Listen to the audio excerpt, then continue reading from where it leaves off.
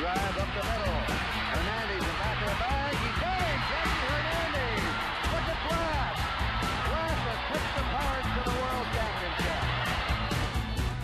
Tonight, we look back at the 1971 World Champion Pirates as the current edition welcomes back Baltimore to PNC Park for the first game of a three-game interleague series.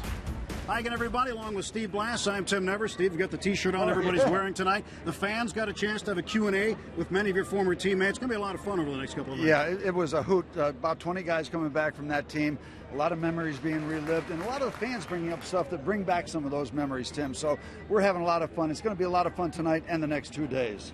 They're playing the Baltimore Orioles, and let's meet the current edition of the Baltimore Orioles, a team that has been struggling a bit on the road. 12-19 on the road, 6-14 in their last 20 road games. But their defensive play from the catcher has been very, very good. 31.6% of the time they've caught opposition base stealers, and J.J. Hardy's been outstanding offensively with 8 home runs this season. The Orioles tonight will have to tackle with right-hander Charlie Morton, who's won 5 of his last 7. Yeah, Charlie's done a great job. That's been well documented. And one of the things that people aren't paying a lot of attention to is the way that Charlie's keeping the ball in the ballpark.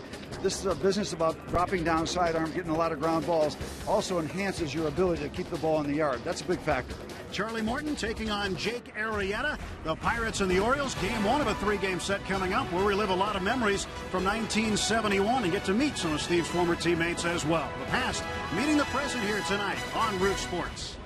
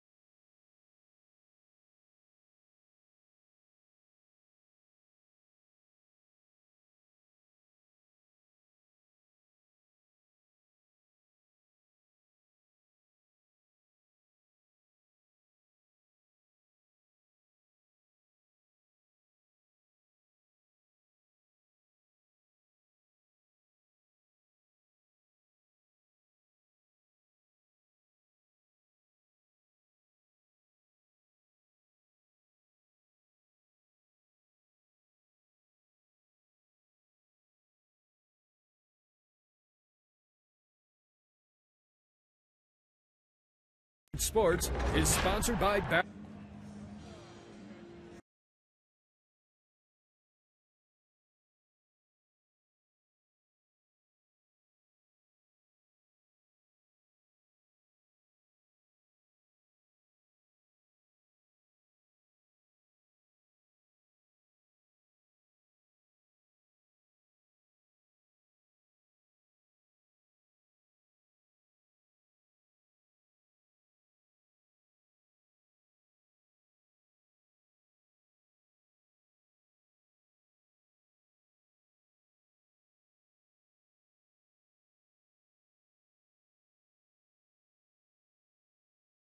On Root Sports is sponsored by Barrel Automotive, Barrel.com, definitely worth the click, and by Sonic, America's driving. It's new, it's better. It's the new Sonic Good. Let's go Bucks. 40 years ago, the Pirates beat the Baltimore Orioles in 7 games to win the World Series. We'll celebrate that tonight, the first of 2 nights of the 1971 celebration. Baltimore Orioles have J.J. Hardy leading off. Nick Markakis batting second, playing right. Adam Jones. Derek Lee, the first baseman. Matt Wieters will bat fifth and catch. Mark Reynolds at third base. Felix Pia is in left field. Robert Andino, the second baseman. And Jake Arrieta pitching and batting ninth against Charlie Morton. And we're underway with a strike call to J.J. Hardy.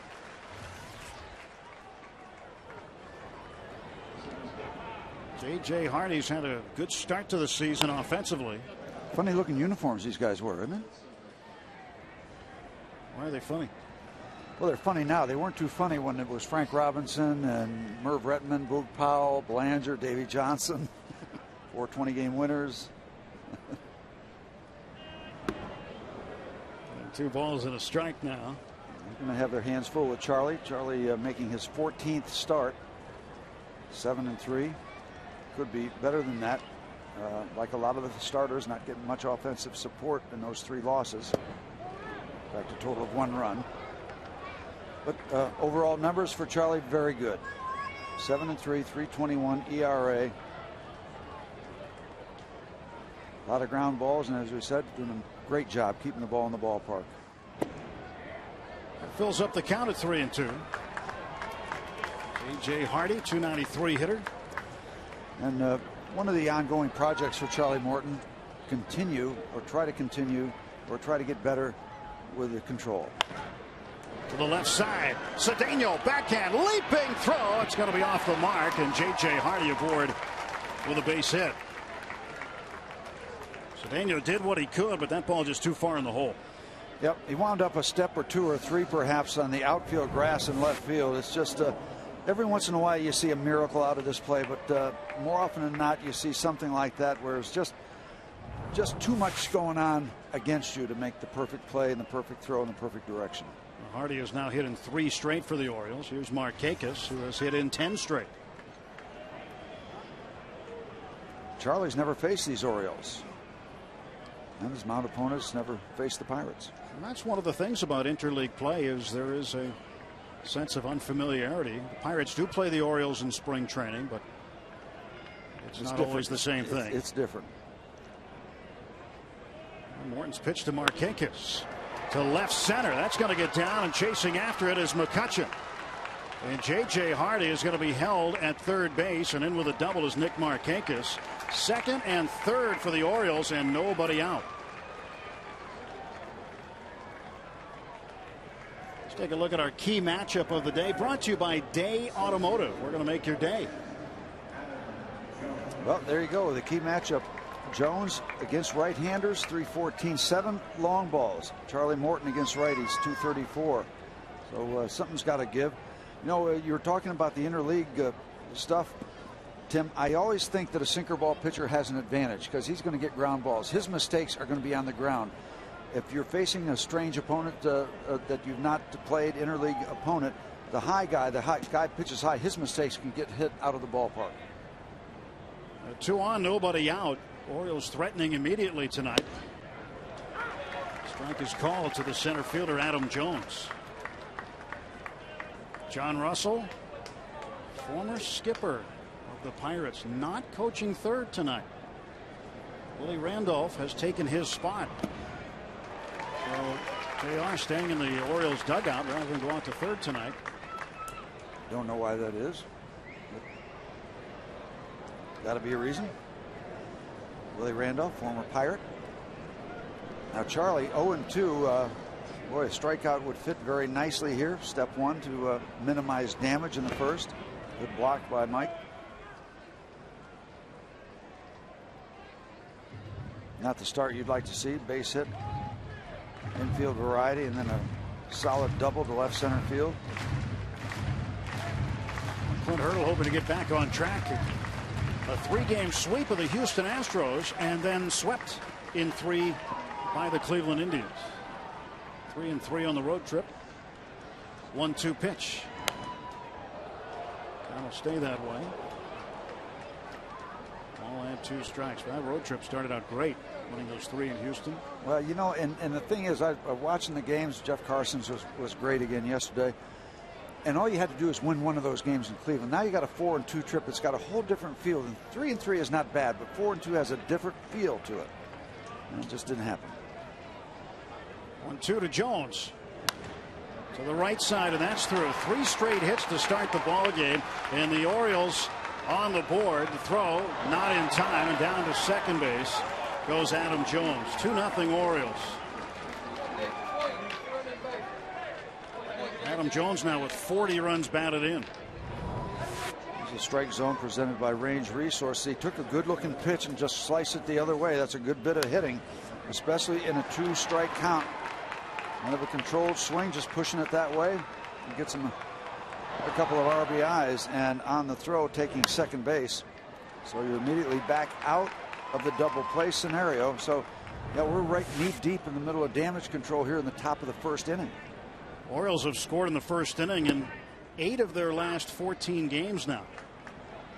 And in the previous 13 games when scoring first, their record 6-7. So that matchup you're talking about, round 1 goes to Jones. 0-1 is the count now to Derek Lee. He's been around some. Came up with the Padres, been with the Florida Marlins, the Chicago Cubs. A lot of good work, a lot of years with the Cubbies. Very, very impressive, both with the bat and the glove. 3 straight hits here in the top of the first for the Birds. 1-1. Make it 4 straight hits as Derek Lee has driven in a run. Coming around to score easily, Adam Jones. It's 3-0 Orioles. And Charlie Morton, uncharacteristically, getting knocked around top of the first inning. Again, just like the previous batter, slicing the ball to the opposite field. And that fastball is coming down and in. They're getting their hands inside the ball, and they're able to push the ball to the opposite field. See the hands, they stay in, and he's slicing the ball the other way. That's what they call staying inside the ball. I guess that's what they mean. You know, I don't know much about hitting, except I'm seeing a lot of it here in the top of the first. Well, that explanation fits. Matt Wieters, a swing and a miss. Switch hitting catcher. Wieters, Pirate fans very familiar with his name. Yes, they are. They know the story. Wieters ended up an Oriole. Yeah, you need to get Charlie that ground ball and keep it at 3. It hurts, but you don't want it to go any higher than that. 0-2. How about tonight's Hyundai inside the pitch on Pirates starter Charlie Morton? It's a rough start. Keep the ball in the yard. He's done that so far. Take a look at the home run numbers. Are very impressive. You know, the Orioles hit their share of home runs, and Mr. Hardy is one of the culprits you have to keep an eye on. 0-2 pitch to Wieters. Got him. Foul tipped it into the glove of the catcher Mike McHenry, and there's 1 out. Well, there we go. Perhaps we've got a tourniquet available. Nice breaking ball down and in under the hands of the left-hand hitter.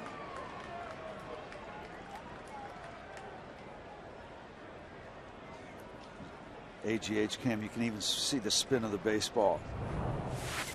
Doesn't get any better. One of our favorites, the AGH cam. Tells all. Tells all. No secrets. Can't hide anything from it. Mark Reynolds has cut down on his strikeouts this year. He's only whiffed 74 times. And when you look at what he's done, he's led the National League in strikeouts each of the last 2 years with Arizona before going to Baltimore this offseason. Yeah, it's feast or famine. He hits a lot of home runs, too. He's got 13. He can swing and miss, but when he hits, the ball has a tendency to go a long way. Adam Dunn of the White Sox is the American League leader in strikeouts with 86. That's a lot of strikeouts, but Drew Stubbs leads the majors from Cincinnati. He's got 96.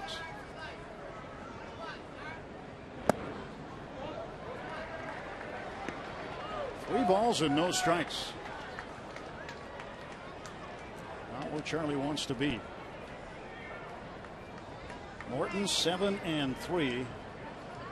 So the salt man, Charlie Morton. And a little salt in the wound here in the first inning as he walks Mark Reynolds. Got to get a visit here, don't we? Yeah, and here comes Ray Searage. 4 hits, a strikeout, now a walk. So 2 on with 1 out. And Charlie Morton will face the left fielder, Felix Pie.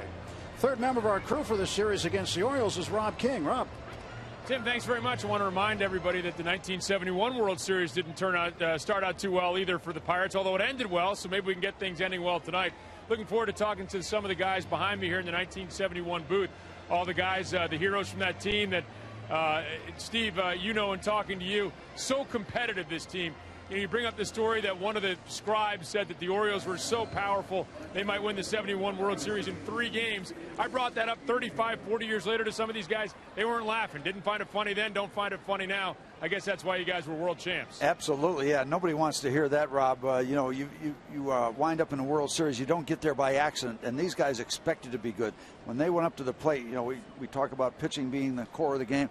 We had guys that swung the bat, and they expected to hit. They didn't hope to hit, and they expected to hit every night. Felix Pie takes ball 1. Well, that's yeah, what they didn't want to hear about the World Series in 3 games. Yeah, probably competitive in everything, including ping pong or whatever it is you guys. Well, a lot of these guys still have problems playing bingo. You know, at the neighborhood church. Want to win. Strike is called. 1-1 to Pie.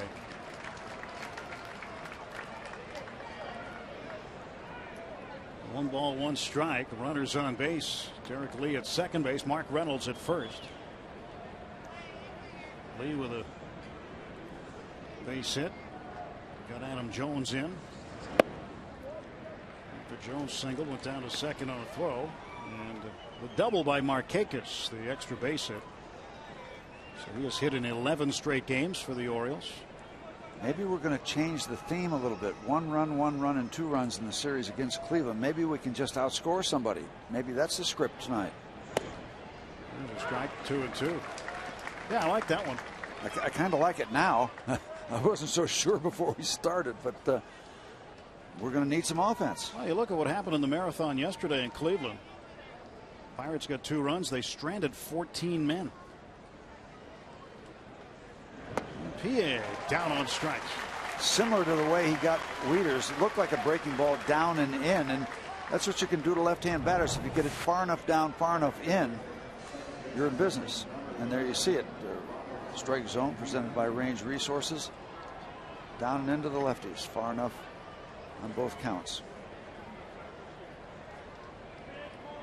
Get the right man behind the plate tonight. Michael McHenry has been putting on a clinic on how to block baseballs that are low or in the dirt.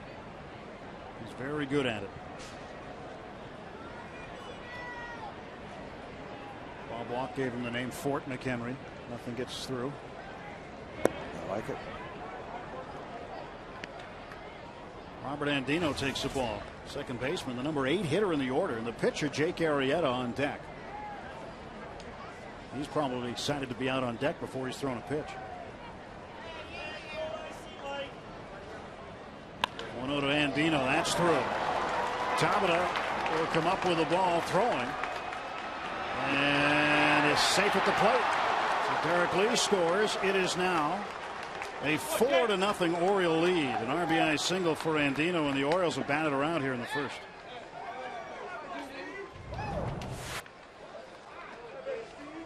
Tough business.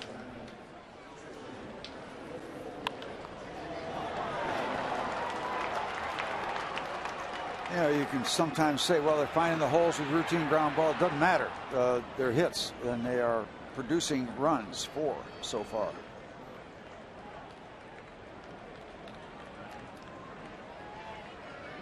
Lee avoiding the tag by McHenry.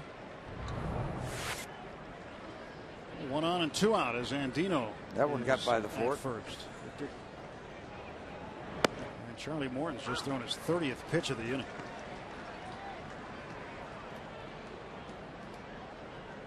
Jake Arrieta, an outstanding college pitcher at TCU.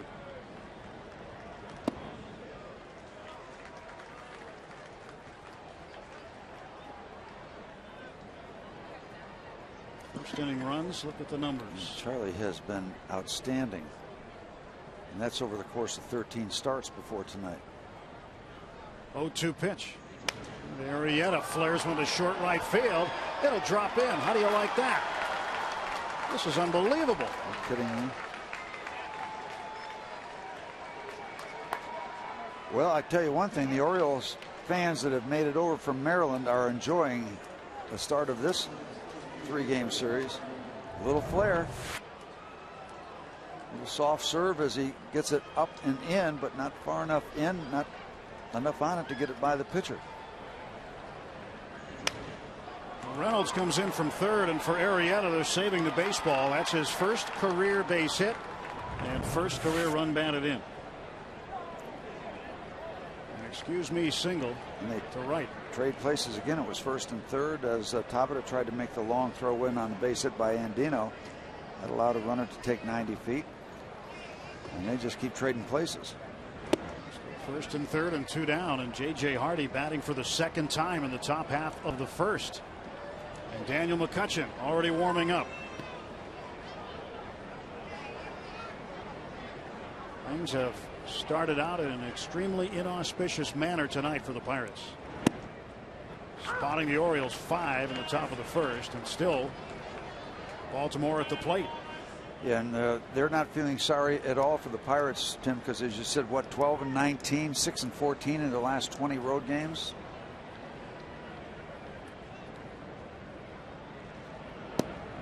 Hardy will take a strike.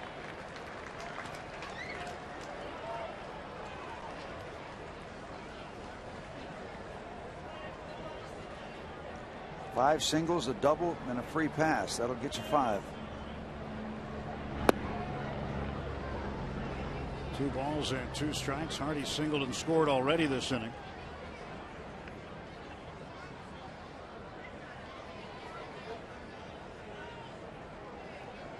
He'll save that. It's already been authenticated. Look How at about that. an American League pitcher getting his name on the bat? I don't care if it's stamped or signed. See the holographic sticker? I mean, they wasted no time getting that bat authenticated. Guy's still on base.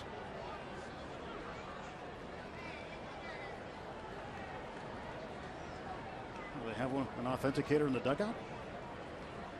Sure that wasn't just pine tar? No, it was a holographic sticker on there.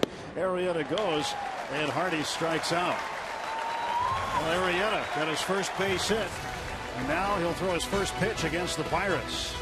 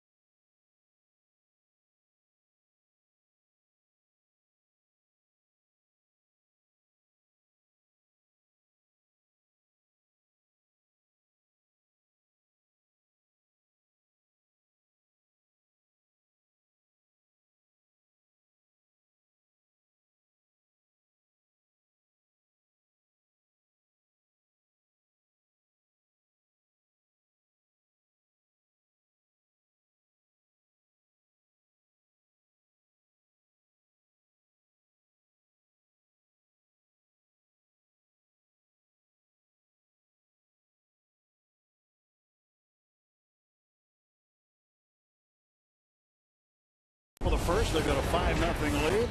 Clint Hurdle's Pirates will counter with this lineup, brought to you by Toyota. Tabata, Harrison, McCutchen. Jones playing first base in the cleanup spot. Batting 5th is Walker. Then Paul, Cedeno, McHenry, and Charlie Morton batting 9th against the right-hander Jake Arrieta. A 25-year-old right-hander out of Farmington, Missouri. 6'4", 225. He was taken in the 7th round or 5th round in 2007 by the Orioles.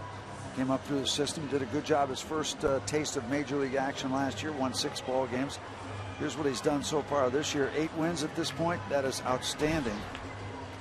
This right-hander's got a 5-run lead to sit on. Let's see how he handles success. What's the good news here, Tim? It's early, right? Isn't that what we always say? Pirates have all their outs remaining. Got 27 outs left. Defensively for the Baltimore Orioles, doing the catching is Matt Wieters. Reynolds at third, Hardy the shortstop, Andino at second, Derek Lee at first, P.A. Jones and Markakis in the outfield.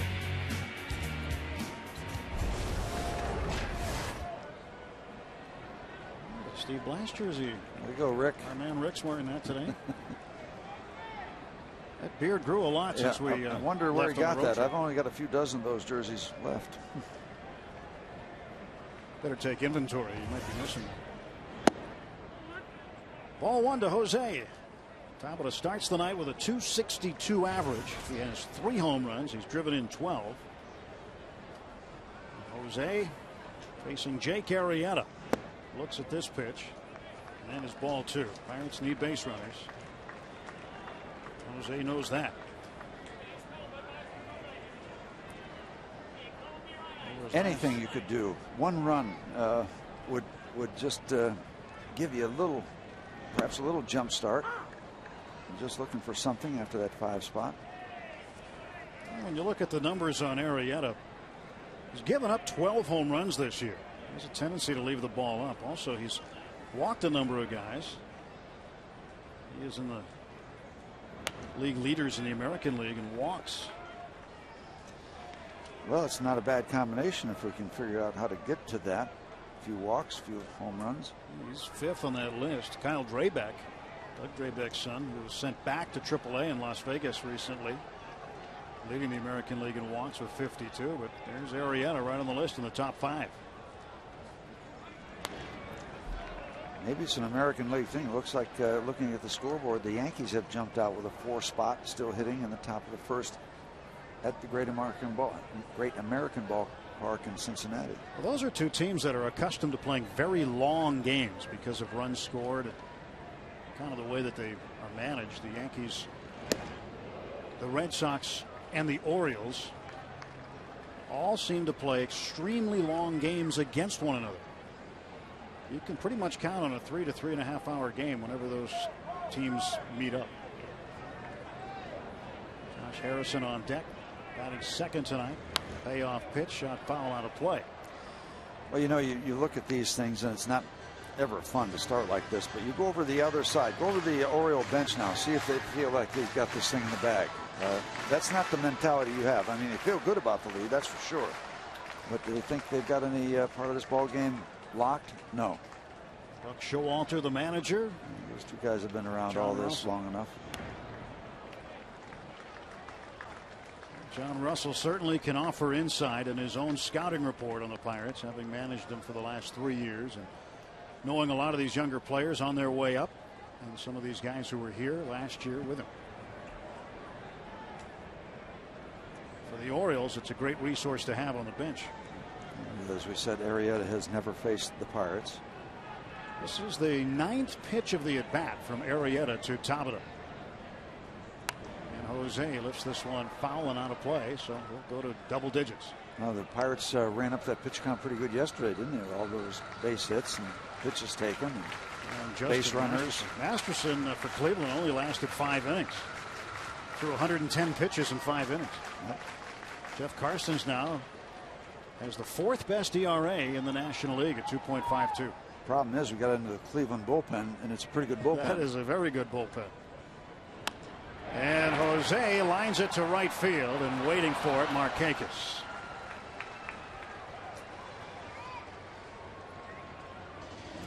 So Markakis picks it up off the grass as Jose hits what I thought was going to be a base hit, falling in front of the right fielder, but he stayed with it.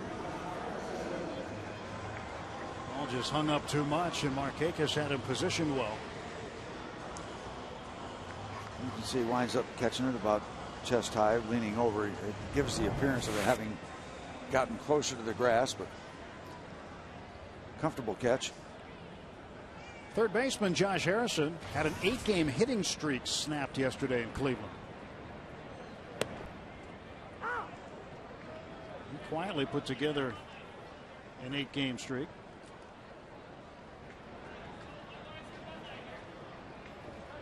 That streak came to an end on Saturday. Beg your pardon, not yesterday. Harrison did not play in the game yesterday. Brandon Wood did. And Wood had a couple of hits. He was 2 out of 5.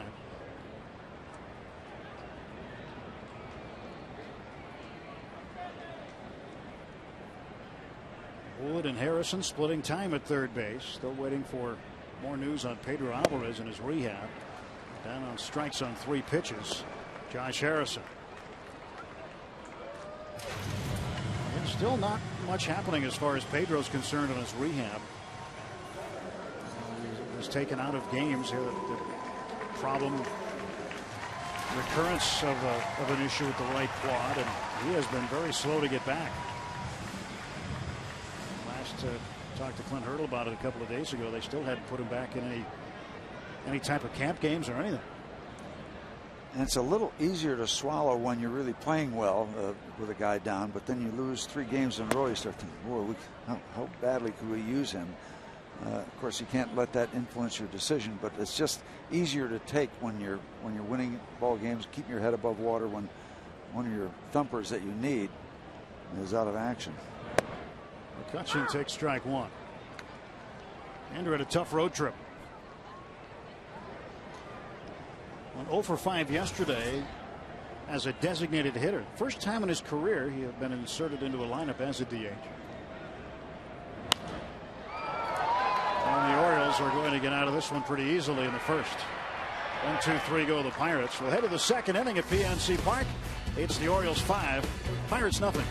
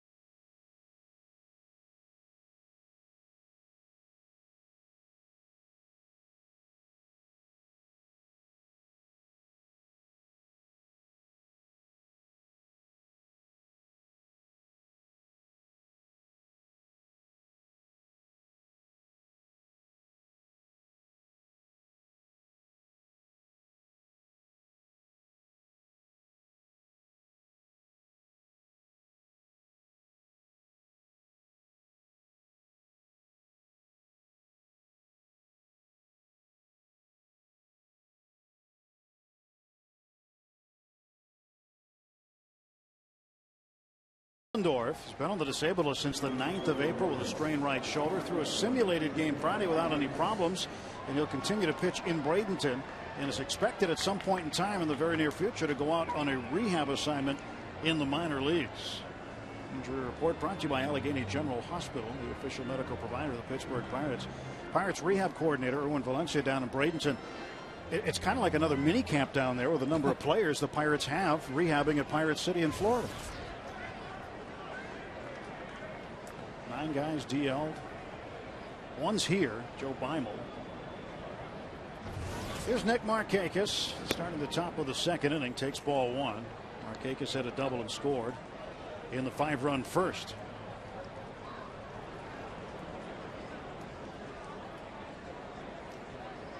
One ball, no strikes. How do you come back from an inning like the first one, Steve? Well, you go out there and you try to make better pitches. You put a 0 up now, and at least you're okay. We've stopped the bleeding. But if they score now, it's doubly tough because you've gone out there twice without getting it done. That sounds like a simplification, but put up a 0 now, okay, it's better. But if they score, now you got to go in and wait again and see if you can figure it out in the third. So it just gets progressively worse if you don't put the zeros up starting now.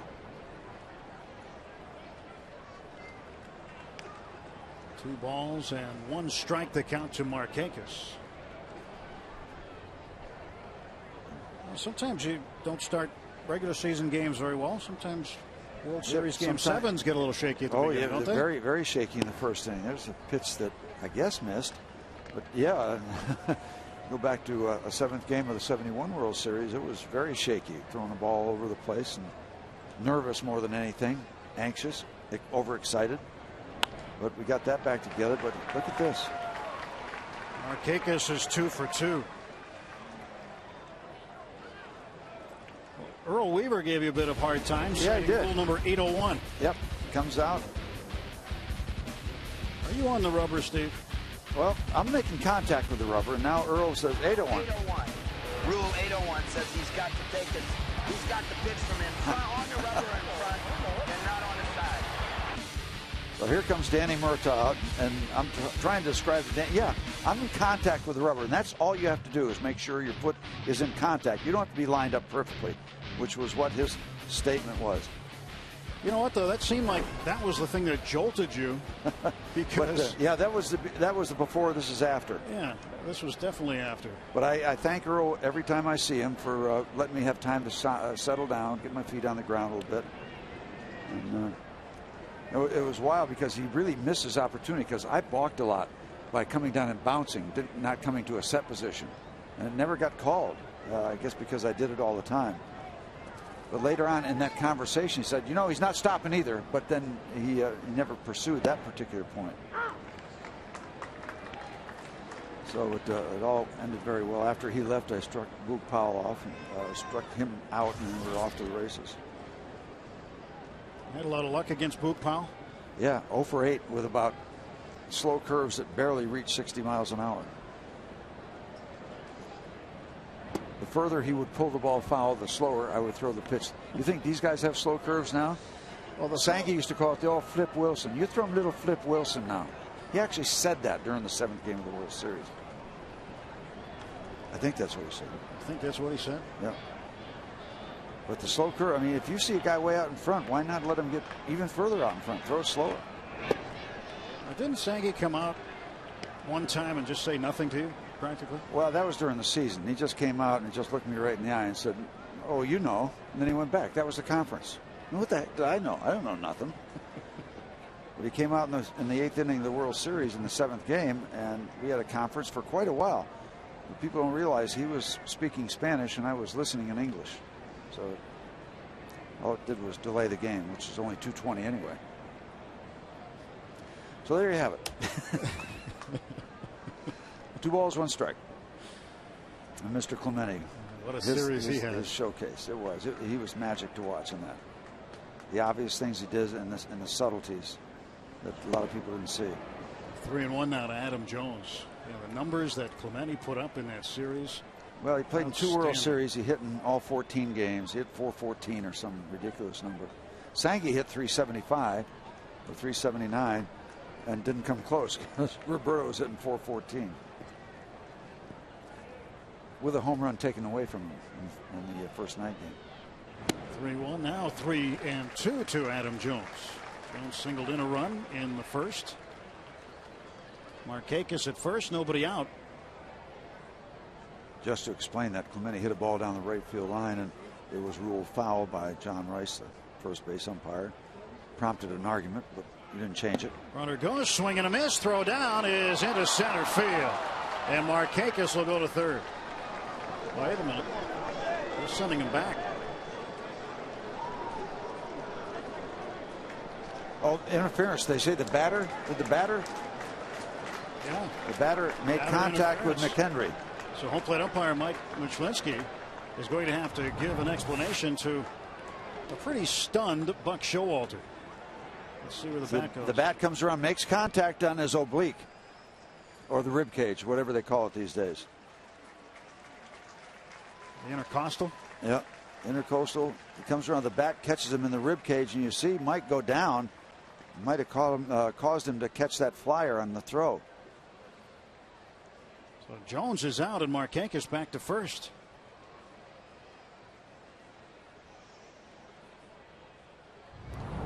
So the strikeout is recorded and the play stops.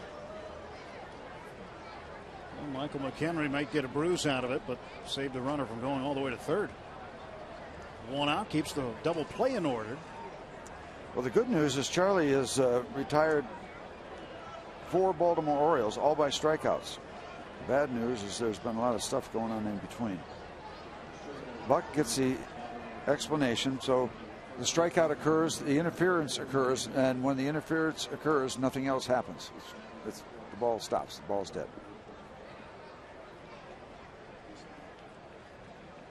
One out, top half of the second. 5-0 Oriole lead. Let's not get another catcher hurt. No, we've got enough of them hurt.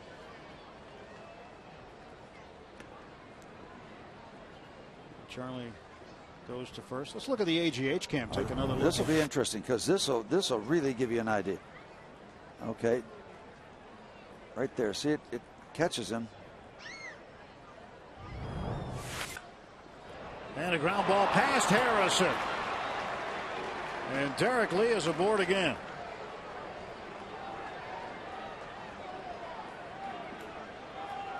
E5.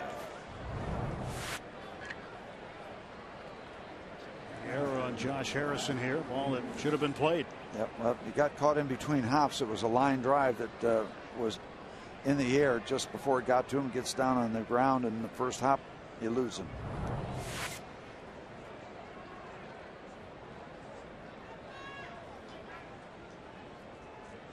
Now Matt Wieters. Scary number on Wieters. He leads the American League in batting average with runners in scoring position. 449.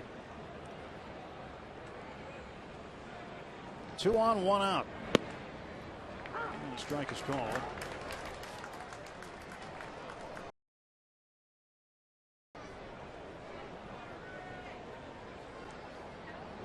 Wieters, along with Derek Lee, lead the Orioles, and double plays hit into it with 9 each.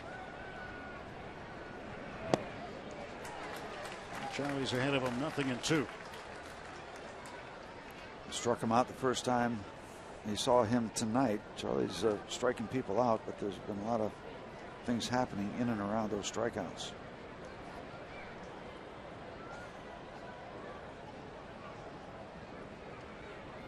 Markakis at second base.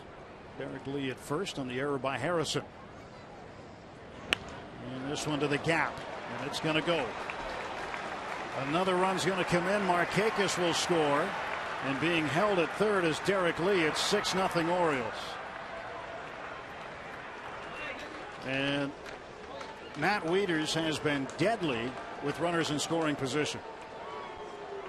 And the leash on Charlie Morton has to be getting short. Unfortunately for Charlie. Yep. They'll get Daniel McCutchen back up.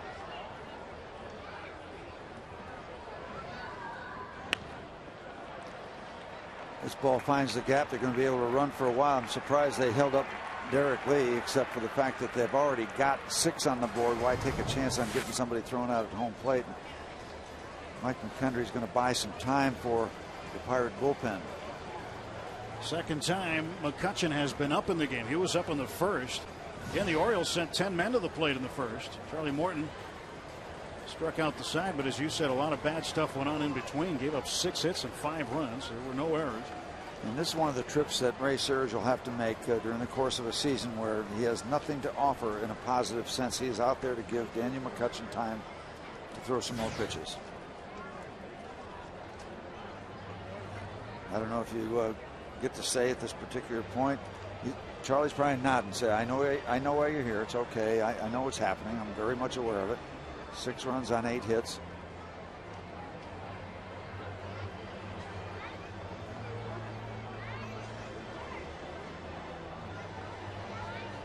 So Searage goes back to the dugout, and the batter will be Mark Reynolds.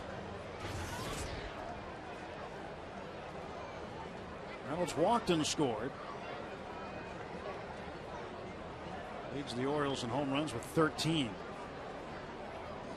Well, the infield's going to play halfway with one out. Runners at second and third. And this one will get a run in. As Reynolds knocks it out to center field. Tagging and scoring is Lee. And the Orioles up by a touchdown. 7-0 Birds. And they're flying high. This is going to be a big mountain to climb for the Pirates, especially the way their offense has been going lately. In the last 3 games against Cleveland, they just couldn't muster any runs. 2 runs yesterday. 4 altogether. 4 in 3 games.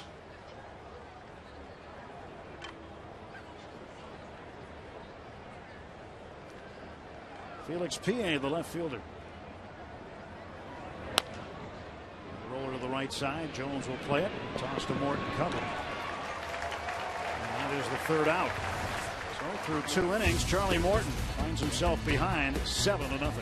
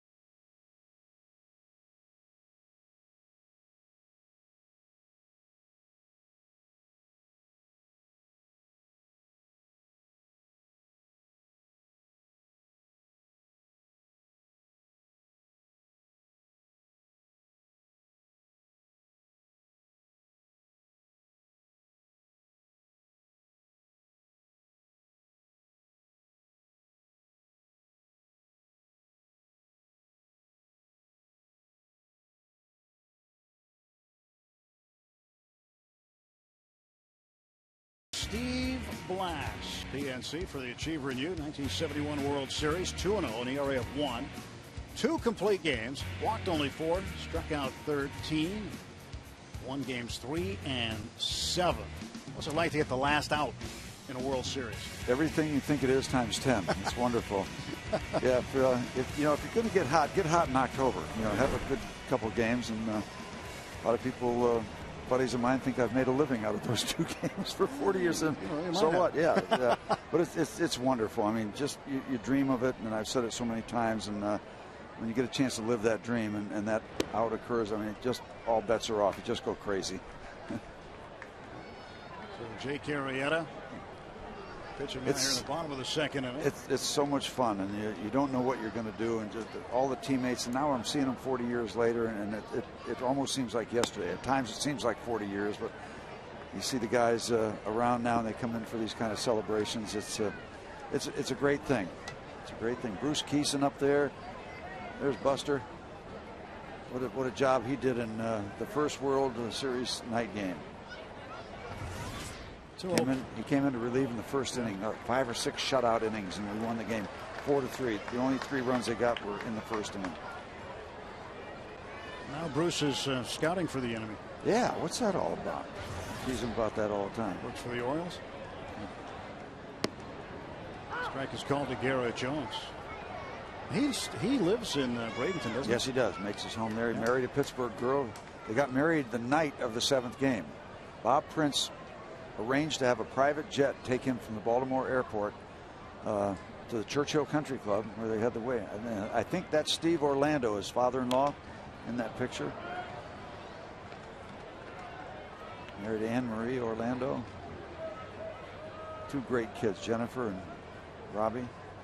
There's Steve. I'm pretty sure it is. If I make a mistake, Steve, I still feel the same way, even if it's not you.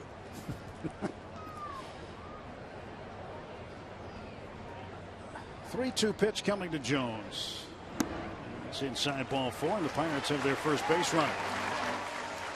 Before the game, fun activity. Oh, we had fun Q&A. They lined us all up on a podium and had some portable microphones.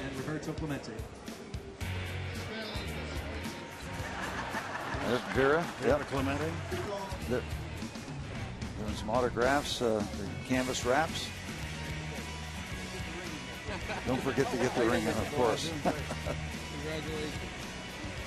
You'll be signing a lot of those, I have a feeling. Yep, hope so. It's fun. There's Tony Bartram, the trainer, on the right. Don Leppert standing up, and Manuel Jesus de Sanguillen underneath. Tony, Lep, and Sanguillen. 3 good guys from that team. Trainer, coach, and the catcher. Neil Walker pulls this one past the Oriole dugout. There's the Quail. Bill Verdon still can hold his own with anybody. We used to say about Bill Verdon, if you get in a little dust up with Bill, you better finish him off because he'll keep coming at you. See Bill when we go to St. Louis. He lives in Missouri, and he'll come over and spend a few days. He's one of the finest guys I've ever met in this game. Walker fouls it off. Of course, he and Bill Mazeroski, special instructors in spring training. Yeah. Quayle's kind of doubling down. Bill Verdon, a big part of the celebration last year for the $60, and very much a part of our team in '71 as a coach for Danny, and then took over the reins and managed the Pirates. '72, most of '73. Done a lot of things in the game of baseball, and his participation has always been plus. Walker pulls this one just fine. Neal hitting with 2 strikes. Neal wants to get that bat going back at home. On the road, he's been pretty good.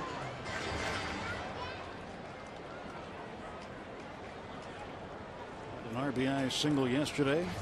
Had 2 hits in the game against the Indians.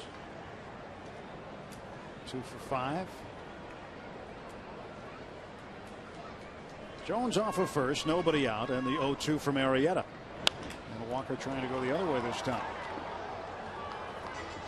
Well, we have a minute, Tim. We spent a time Friday with a great bunch of people. Marv Kellen, former Steeler, got involved with the amputee golf outing out at Quicksilver, sponsored by the Union Orthotics and Prosthetics. We had a great time, raised a lot of money. I was with Denny Slyman and Trapper and Chuck and Jim in my group, and we just had a wonderful time raising a lot of money for a great cause. The job they did is terrific. To left field, PA makes the catch. Dennis Slyman was definitely the captain of that group, and we all take our marching orders from Denny. And not a very good player, terrible putter, but dresses well, shows up on time. Dennis, great to be with you. That's your scouting report? Yep.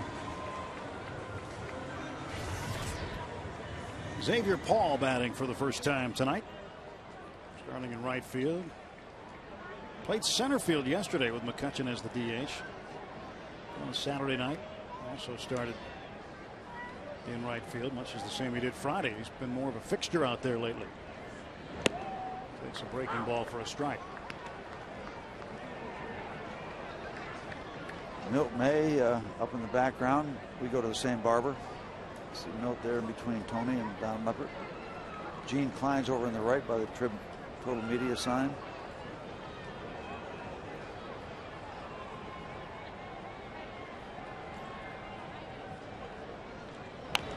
Milt's got the marina down in Florida. Yep. Catcher's Marina. Yep. Great family. They've made their home in Bradenton for years. Dave Cash, always well dressed. Dave Cash, he won best dressed tonight. Don't know if that's a rental or not, but Dave, you're looking good. Does he get any carryover credit for tomorrow?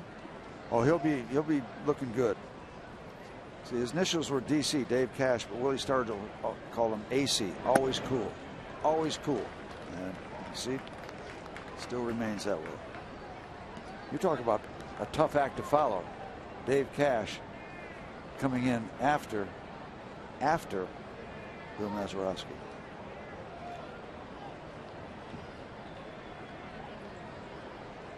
That's a tough act to follow. That is. And he did it well. Big shoes to fill.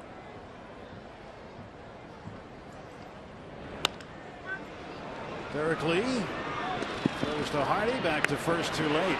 Arrieta covered. And Paul beats it out. Fielder's choice. He is aboard, and Jones retired. 3-6 at second base. Interleague play continuing tomorrow night when the Pirates host the Orioles at 7:05, and all fans will get a 1971 commemorative ceramic stein, courtesy of Trip Total Media. Get to the game early for a special pregame on-field celebration, recognizing many of the players we've been talking about tonight from the 1971 World Series championship team.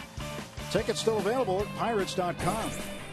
I'm expecting a good crowd, but there are still some seats available to be had for tomorrow night's game 2 of this series and the on-field celebration before. So when you're coming down tomorrow, make sure you come down early. Leave yourself plenty of time. Nice turnout tonight here at the ballpark. The Birds and the Pirates. There goes Paul. Wieters throw down. Didn't get it.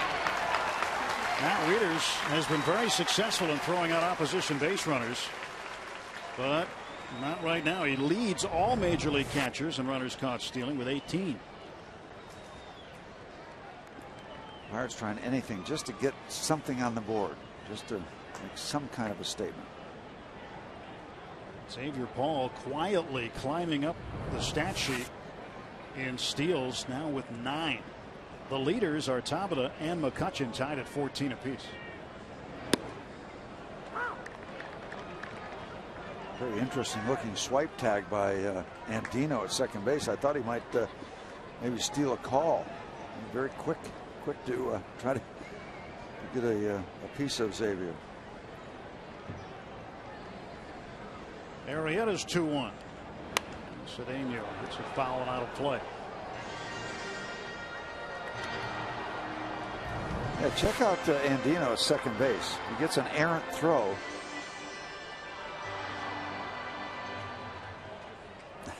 Swing and a miss. Yeah, pirouette. Whiffed on him. 2-2 coming to Ronnie Cedeno. Ronnie, over his last 3 games, 3 out of 8 with a pair of doubles. Piece of it, pulled it foul. 2-2 to Cedeno, who has done a great job with the glove this year. Trailing only Troy Tulowitzki among National League shortstops with a .988 fielding percentage. Tulowitzki first at .992. Defensively, Tulowitzki and Cedeno, the top 2 defensive shortstops in the National League.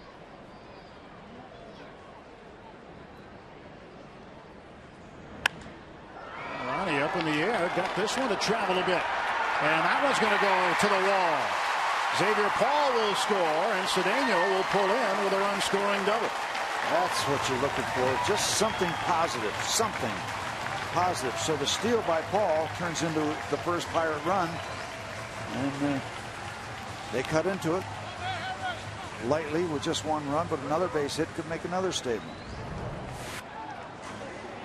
19th run batted in for Cedeno. And that's a ball you want to hit. That's a hanging curveball, and Ronnie got a bunch of it to give it a big ride to left center field.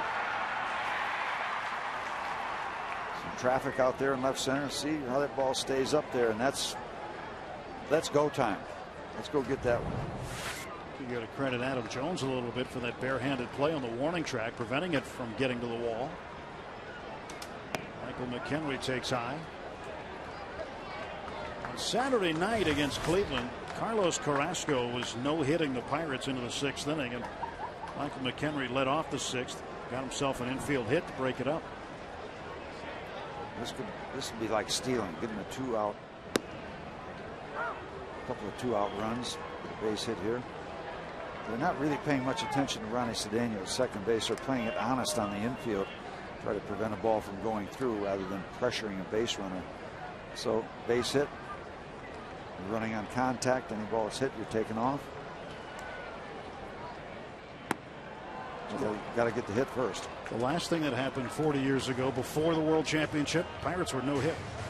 That was the last time. Bob Gibson no hit the Bucks on the 14th of August. I remember it well. It was an 11-0 game. But the Pirates have not been no hit since. And they're not going to be no hit tonight, that's for sure. I started looking that stuff up Saturday night as Carrasco started getting deeper into his outing. 2 strikes. Michael McHenry, brought over from the Red Sox. In fact, you look at the Pirates catchers right now, both with the Red Sox at one point in time. Dusty Brown had spent 10 years with the Red Sox organization before coming to the Pirates this year. McHenry mostly with Colorado, then with the Red Sox this year, then picked up for a player to be named later. He's found himself behind the plate quite a bit since coming over. And he pokes this one to J.J. Hardy, who's right there for the catch. 1 run, 1 hit. And after 2, it's 7-1.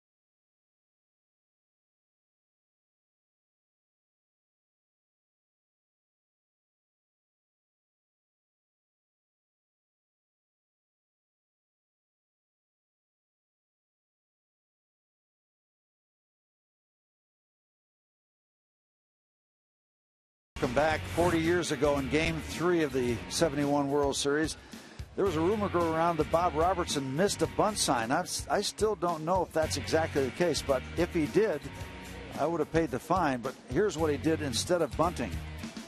3-run home run in a 5-1 win. It was 2-1, and then all of a sudden it was 5-1. And Rob King has the man right now. I don't know if there's any bunt sign missed, but I do know Steve Blassett. I'm sure you were grateful for that 3-run homer. It was 2-1. You guys hadn't won a game yet in Game 3, Bob, and you know the Orioles had just scored on the Frank Robinson homer to make it 2-1, and bang, you break it open and get that much needed first victory for your team. Well, I thought it was great. I mean, you know, you got Willie on first, you got Clemente on second base, and I've never bunted in my entire life. And you're on turf, and I would have had to lay down a perfect bunt in order to get those boys over. So I looked down at Frank Osiak, and I really didn't see it. I would assume he had it on, but in the on-deck circle before that at bat, the only thing I wanted to do is to get something started here. We're 2 games down in the World Series. The worst thing we need is a bunt and depend on somebody else to drive him in. So the only thing was in my memory bank. If there's anything closer, I'm going to try and drive something to get something going. So he threw me a screwball low and away, and he hit the right center. And we ran around the bases and all that kind of stuff, and got back on the bench, and Mazzy was sitting next to me. He said, Bobby, he said, you know the bunt sign was on.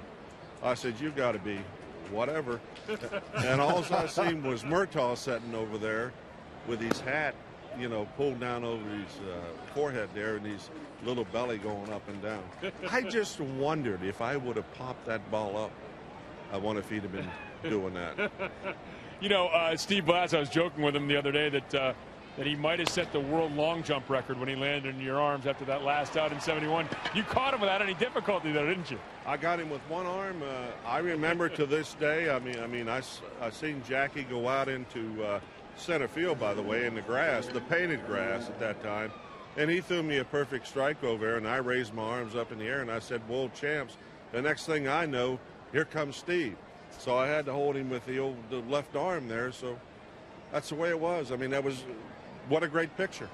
The late Doc Ellis told me once that you played baseball to hurt people. I think he meant that in a positive way because of how hard you played the game and how hard you hit the ball. One thing I was talking with Steve with, he said you were a very, very underrated and excellent defensive first baseman. That part of your game may be forgotten by some people. Well, see, I signed as a third baseman. I come up as a third baseman. That's what I like. I like balls hitting my chest, knock them down, throw them out. And then when Hebner come along, Pete Peterson at that time was the manager in Angsville, and they got me a brand new first baseman's glove. Said, "We'd like you to be the first baseman." Well, throughout my career, I heard a lot of people say, "Well, just a first baseman. They stand over there, they catch the ball." I didn't want to be like that. I wanted to be part of that infield. So I made plays over at first base and developed plays like a normal third baseman or second baseman, shortstop would do. So I think I just wanted to be more valuable to the team. And Don Leppin and I, he hit me hundreds of ground balls. And then when I was with the Houston organization, Bob Watson at that time said, "Hey, we got a project here for you." I said, "Who is he?" Said, "Bagwell." I said, "Who's Jeff Bagwell?" Because I didn't know. Sure. So here he comes in the golf cart, and I worked with Jeff for 2 weeks, and then I spent all spring training with him, teaching him how you can be a more aggressive and a more valuable first baseman. And I think it's very important to do that. Bob Robertson was certainly that. Bob, thanks very much for the time. Appreciate it. Anytime, big guy.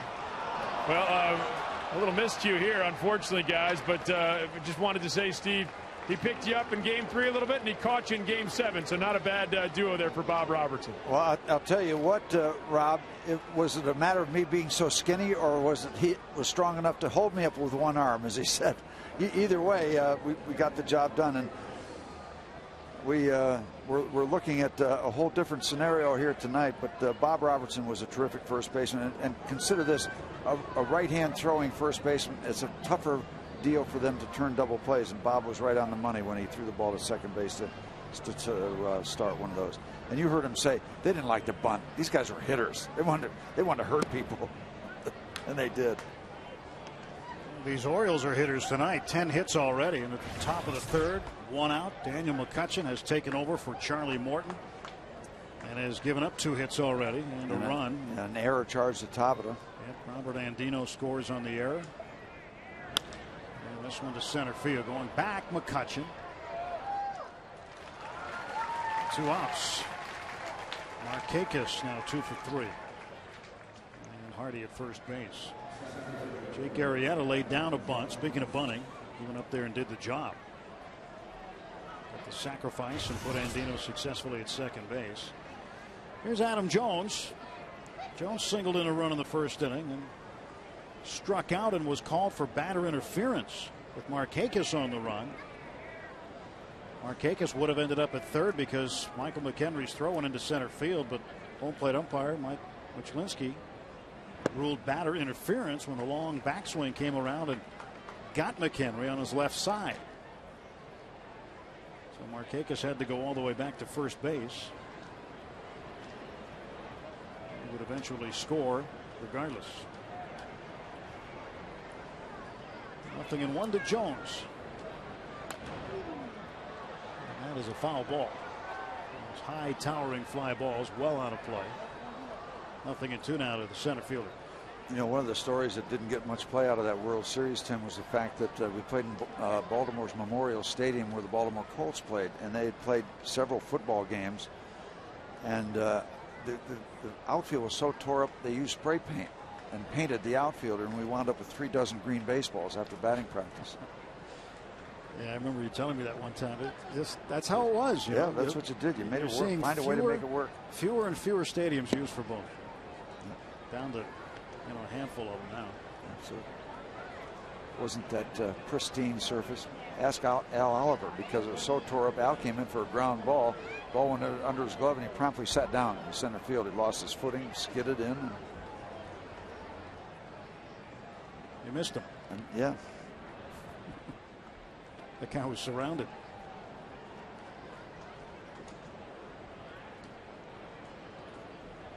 Looks a little uncomfortable. Yeah, but he's the guy that's happy right now. Yeah. Feels like the unwelcome guest at the party.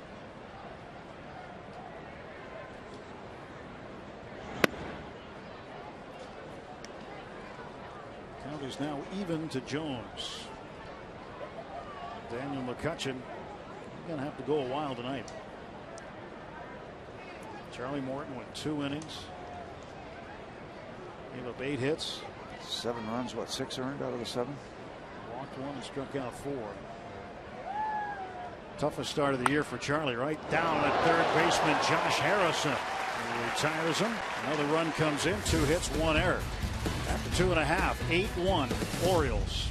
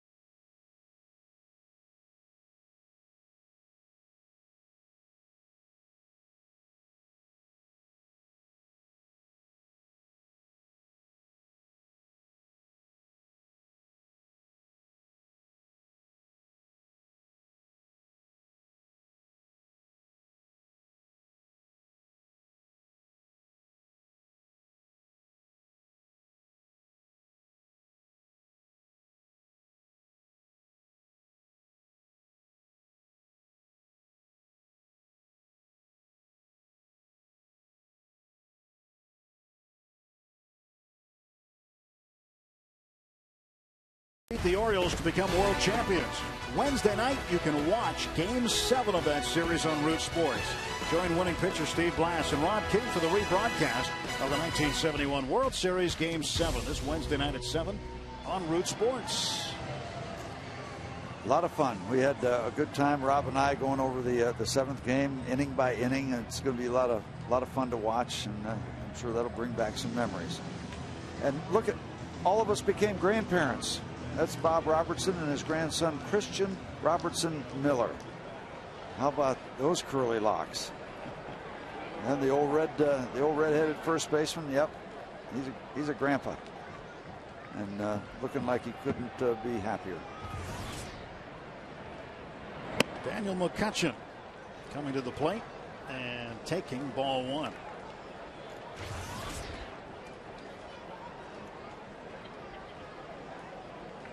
McCutchen doesn't get to do this that often. Since he came in after Charlie's 2 innings. McCutchen getting to the plate. Morton didn't get in at bat tonight. Speaking of grandparents, I took my grandsons to the Lego convention over at the convention center yesterday. We had a hoot. It was so much fun. They're like puppies running around there. Speaking of Legos, in the visitors clubhouse in Cleveland, there were 2 pictures on the wall as you walk in. One of Bob Feller, one of Ichiro Suzuki. Both of them made completely out of Legos.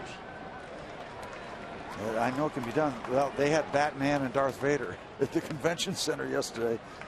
Oh, great show. Great turnout. We had a Had a lot of fun. There's the convention center over there yesterday morning.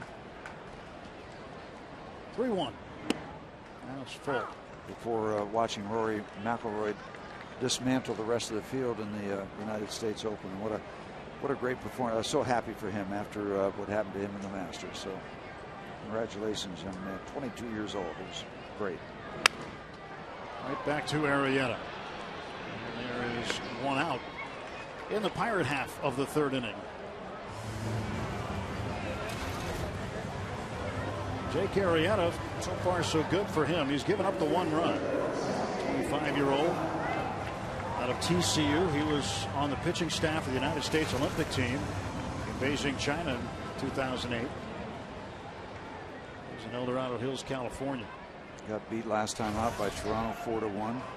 7 innings, just 3 runs. Pitched well. He didn't get much offensive support. Tabata will take strike one. You know, Arrieta was the first major league pitcher to defeat the defending world champions in his major league debut. He's the last guy to do it before Kyle Davies of the Atlanta Braves did it in 05. June 10th of last season. And he beat the Yankees in his debut, and his first strikeout was Jorge Posada. Nice way to break in. Up and into Jose. 2-1. Tabata would like to find a way to get his average up. Remember last year, after he made his debut in June against the Nationals, he took a 300 average all the way to the final series. This one to deep right, going back Markakis. He'll make the catch, 2 down. But they're in Miami, the final series, and last couple of games he went over and saw his average dip under 300. Same happened for Neil Walker. Yep. They both were over 300 going into that final series. John Russell played him and let him play it out, and they both ended up sub 300. Would have been a nice little plateau. Some people argue, hey, nothing on the line, why not rest him? Other people say, hey, you're paid to play. So there you have it. I don't think those two would have wanted it any other way. They want a chance to prove what they've got, and they want a chance to play every day. Neil Walker certainly waiting long enough to get called up to the big leagues. Sure, he wants all of his at-bats he can get. 1 ball, 1 strike to Josh Harrison. He struck out on 3 pitches first time up. Well, Neil's dad Tom made the trip to Cleveland, was interviewed by Lacey Collins on our telecast yesterday from Progressive Field. Nice to have Dad up there on Father's Day.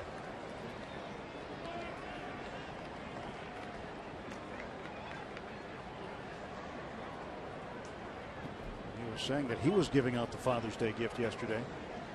He found some footage of him as a major league pitcher. Said his kids had never seen him pitch in the big leagues. So they got it on a DVD, and all the kids got it.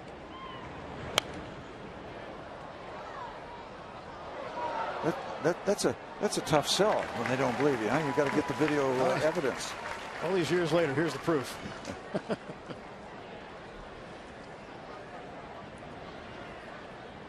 Two outs, nobody on. 8-1 Orioles. Arrieta getting a sign from Wieters, and timeout requested by Harrison.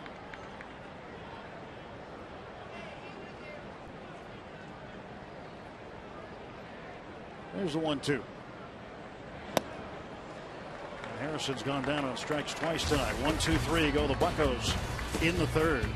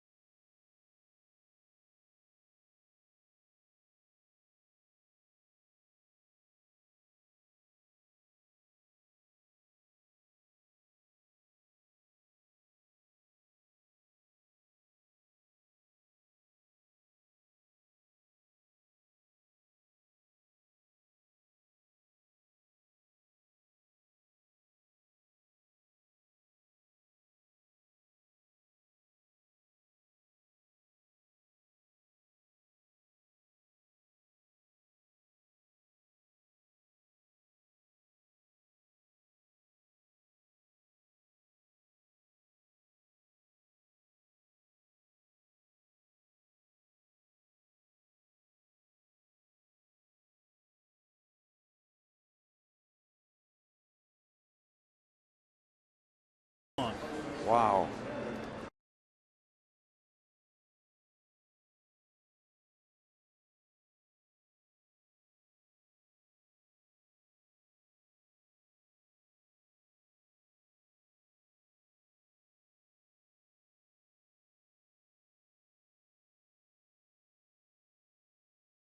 Leaders in home runs. Willie Stargell. How about those two top names? Ahead of Hank Aaron, 48, 47. And Willie had just a miserable World Series, so great to see him get his redo in '79, where he just ran the table, MVP in the National League, co-MVP with Keith Hernandez, and then MVP in the World Series. So great to see him get that second chance and just go with it. Derek Lee starts the Oriole fourth, leading 8-1. When you see a list like that, Steve, with those players on it, what else goes through your mind? Well, the names. I mean, the sadness that they're not necessarily here to celebrate an anniversary. That they're not around celebrating the perhaps latter stages of their lives. All people that you went through a lot with, knew well, knew their families, knew their ups and downs. 2-2 to Lee. Shadowed the bat. Slow roller to Cedeno. He'll throw him out. Nice play by the shortstop Cedeno. And it was almost in that same area where Rob Kingsguest made a pretty special play. Oh, Jackie Hernandez would have gobbled that up, guys. That would have been an easy play. You know, we're talking to Jackie, and I've asked you this before. Earl Weaver said before that season, you can't win a championship with Jackie Hernandez at shortstop. You wind up playing Earl Weaver and the Orioles, the last out. And Steve Blass said you made a great play in the 8th inning, too, to help keep the team in it. So that must have been a great feeling for you. Yeah, I did have a good series all around, but when I made that last out was the best.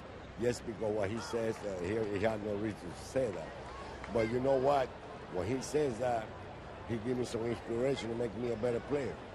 So all I want to do is go over there and play good and beat him, and we all did. And I asked him why he said that, why? And he says he saw me in 1963 when I was my 3rd year playing baseball, and he thought I wasn't an everyday player. I said, come on, this is not 1963. You see me in 71, and you say I can play? But that was nice. That was a good feeling to make the last 2 out on it. I roll his face a lot when I see him in Florida sometimes. And it's gone. It's gone. But they asked me a couple of times, what do you think? What do you say something? I said, I got nothing to say. He said that. My manager said I'm going to be the shortstop, and all I had to do is go over there and play. You know, and we just got to look at that beautiful play you made to end the series. A great feeling for you, I'm sure, to go to a championship caliber team at that point of your season. At that point of your career, Jackie. Yeah, it was. I was at Kansas City, and we finished 4th the first year, and then we finished 7th, and we finished 8th. So when I come with the Pirates, I'll come to a different attitude, to a different baseball. And we were lucky that year we won the World Series, so that was a different baseball for me, and that makes me a much better player than what I was. Jackie Hernandez, a big part of that team, came over with Bob Johnson from Kansas City. Jackie, great catching up with you. Thanks. Thank you. Thank you very much. It's a pleasure to be here. All right, guys, now back to you. All right, thanks, Rob. Slick fielding shortstop. Yep, Jackie could pick it. Yep, he sure did. And, yeah, he made the last out of the World Series, but in the 8th inning that Rob was referring to, Davey Johnson hit a ball deep in the hole. Jackie went back there, got it, planted himself, and threw an absolute strike to Bob Robertson to shut down that inning. They had scored the one run. If he doesn't make that play, they tie the ball game up, and who knows what's going to happen after that. But he made the play on Johnson in the 8th inning, and then made the play on Merv Rettenman to shut it down. Jackie Hernandez. What a good feeling for a guy like that. Had bounced around, never gotten a lot of credit, came over to the ball club, contributed when he could, and it's just so great to see a guy like that be a part of a championship experience. 2-out walk issued to Mark Reynolds, and you'll be able to see Game 7 of the 1971 World Series Wednesday night here on Root Sports, 7 o'clock. Yep, and I hope they show that play that he made on Davey Johnson, because that was a very important play. But I think we can be certain that he'll show us the play that he made on Merv Rettenman. Boy, the ball kicked off the side of the mound right to him. I think it kicked over that way. You know, I've got total recall of everything I've ever made up, so I'm sure we'll get confirmation of that. So looking forward to that on Wednesday night. It's a re-air of the original game broadcast. Yep. It's going to be very neat TV, must-see TV. Let's tune in. Felix Pie with a weak swing.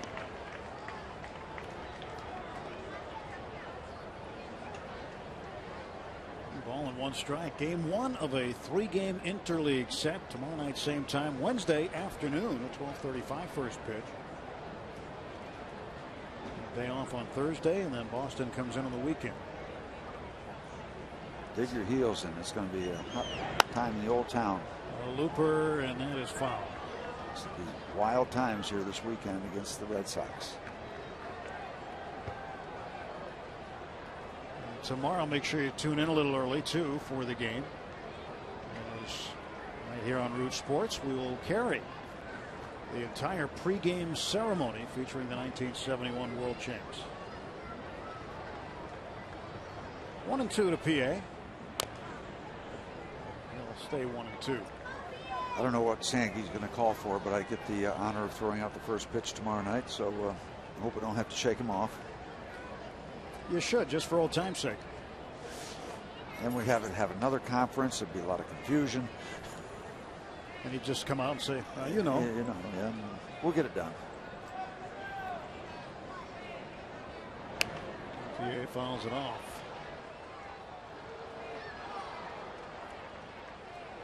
I don't know if a lot of people remember that Sangy was a professional boxer before he started playing baseball down in Panama. And if you could have seen him in those early years, I mean, he was ripped. He was put together. He looked like he had a physique like a boxer. Two outs for the Orioles. Top half of the 4th.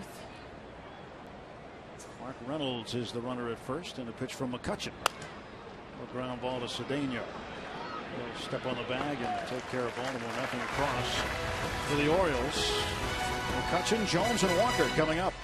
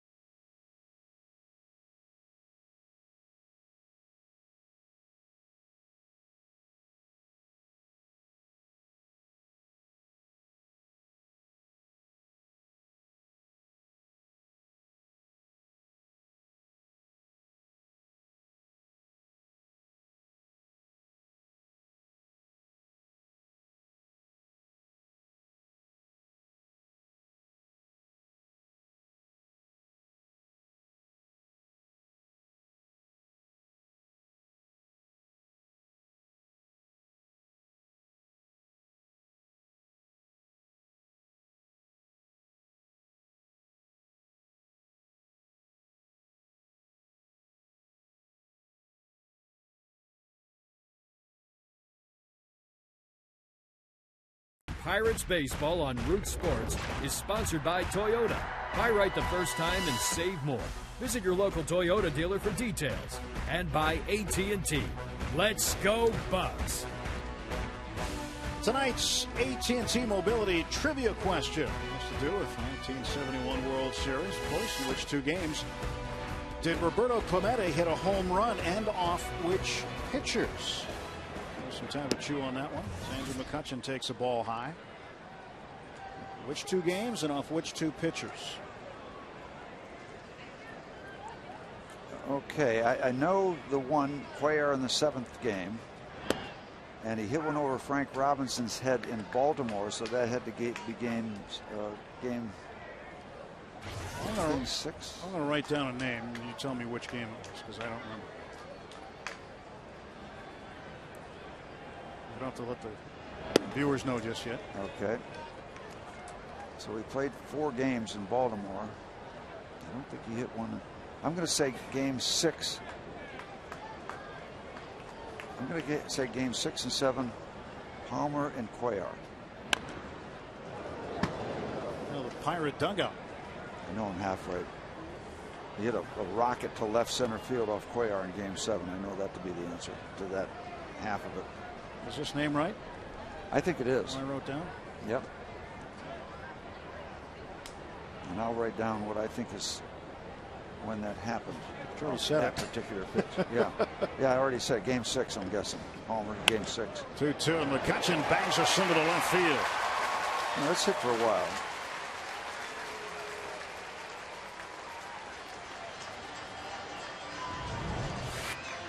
Looked like he went out and got it and turned it back around. Let's see if the AGH cam verifies that.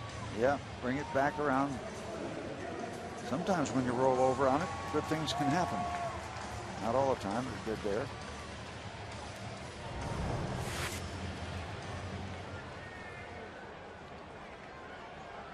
Well, McCutchen aboard. He's 1 for 2. Darrell Jones walked to lead off the second inning. Jones's bat has been playing well lately. Had a real rough month of May. But here in the month of June, things have looked much better. Well, you're talking about Arrieta being vulnerable to the long ball. Why don't we get a couple quick points here?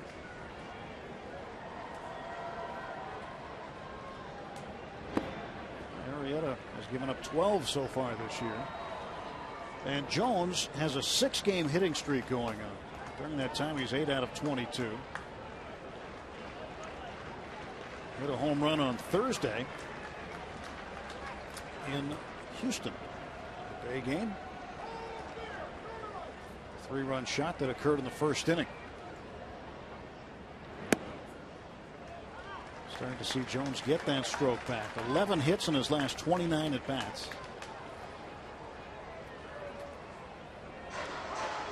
368 in June. Matt Wieters. You got a fairly young battery there with Matt Wieters and Jake Arrieta. Wieters is a good catcher, should go on and say, listen, you got a 7-run lead here. Won a lot of strikes.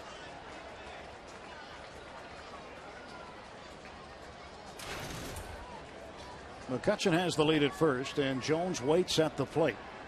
Arrieta throws to first.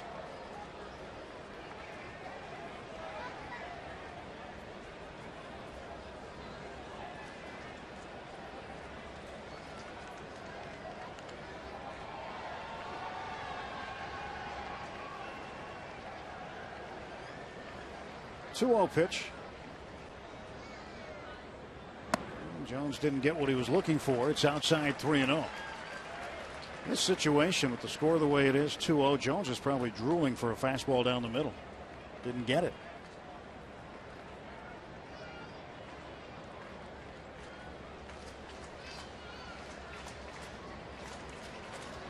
Three and 0 to Jones.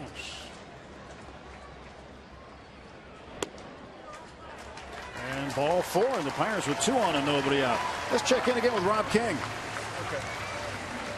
All right, guys, thanks very much with Gene Kleins, who joined the Pirates, and of course in 1971 NLCS. You go home to San Francisco, a chance to win there, and then go on and win the World Series. Where does that stand in a long and illustrious career that you've had in the game of baseball? Well, it's been fun here, and like I said, it all started right here in Pittsburgh. You know, this is where I got my start, being drafted by the Pirates. A lot of the things that I've learned about the game of baseball were from people that were in the Pirate organization that taught me how to play this game, how to carry myself as a player, to respect the game. And I was just fortunate enough to be in an organization and being surrounded with guys like Clemente and Stargell, who were there to show me at an early age what it takes to be a Pirate and what it takes to be a Major League ball player. I think Steve Blass said with those two guys and Bill Mazeroski at the University of Baseball for young players coming up in 1971 and guys who are just beginning their career because of the leadership those guys afforded the young guys coming up. Well, those guys, you know, they're leaders and by example. You watch how Clemente went about his job. You watch how Sargent went about his job, Mazeroski. These guys gave it all they had. So me as a young kid, if they're playing that hard, I should even, you know, try and play even harder. So that was a motivating factor that got me going, got me started, and showed me what I need to do and how much work you have to put into it to be a Major League ball player. Almost out of time, but I wanted to ask you quickly, there's got to be a special bond with these guys when you get a chance to get back together with them and get in the same room with them. You just reminisce about all the good times you had, the type of team that you had, how we all stuck together. We did everything together, and it was just a very special moment in my life to be able to be with a special group of guys like this who are, for me, are friends forever. And like I said, we all grew up together, and it's just been fun to see these guys all the time. Gene, thanks for the time. Thank you. All right, Steve, Tim, back to you. All right. Yeah, you know, I think Gene said it so very well. You know, with those guys, with Mazeroski, Clemente, and Stargell, and we had such a diverse group. You know, we had almost equal parts black, white, and Latin, that you just felt like you needed to try as hard as you could just because of the example. You know, you might not have the ability of those guys, but it would be embarrassing to not try as hard and try to impress them half the time. And I think Gino said what we all felt as young ball players coming into that kind of an atmosphere. It was a great organization to come to the big leagues with. 1-1 to Xavier Paul. 2 on, 1 out. Arrieta's pitch. Ball lets it go. Interesting time historically too. A lot going on in that era, 1971, and of course, still racial tensions in certain parts of the country. But to see this team, the way it was constructed, and the guys, there was no color in that. Right. Yeah. Tip of the cap for the organization, because the Pirates never hesitated to go into Latin America to sign a lot of African American players. It speaks well of their philosophies. 2 balls, 1 strike. Now it's 3-1. You know, I got a call, Tim, from Des Moines, Iowa, because 50 years ago today, 50 years ago, not 40, we had a black manager in Batavia, New York, the first black manager in professional baseball, Gene Baker, who played for the Pirates, and he took over in 50 years ago today from Jim Adlon. I don't know why the Pirates made a change, but they brought in Gene Baker, and he was absolutely terrific. The right guy at the right time to be the first black manager in professional ball. Xavier Paul rips this one toward the right field corner. McCutcheon will turn third and score.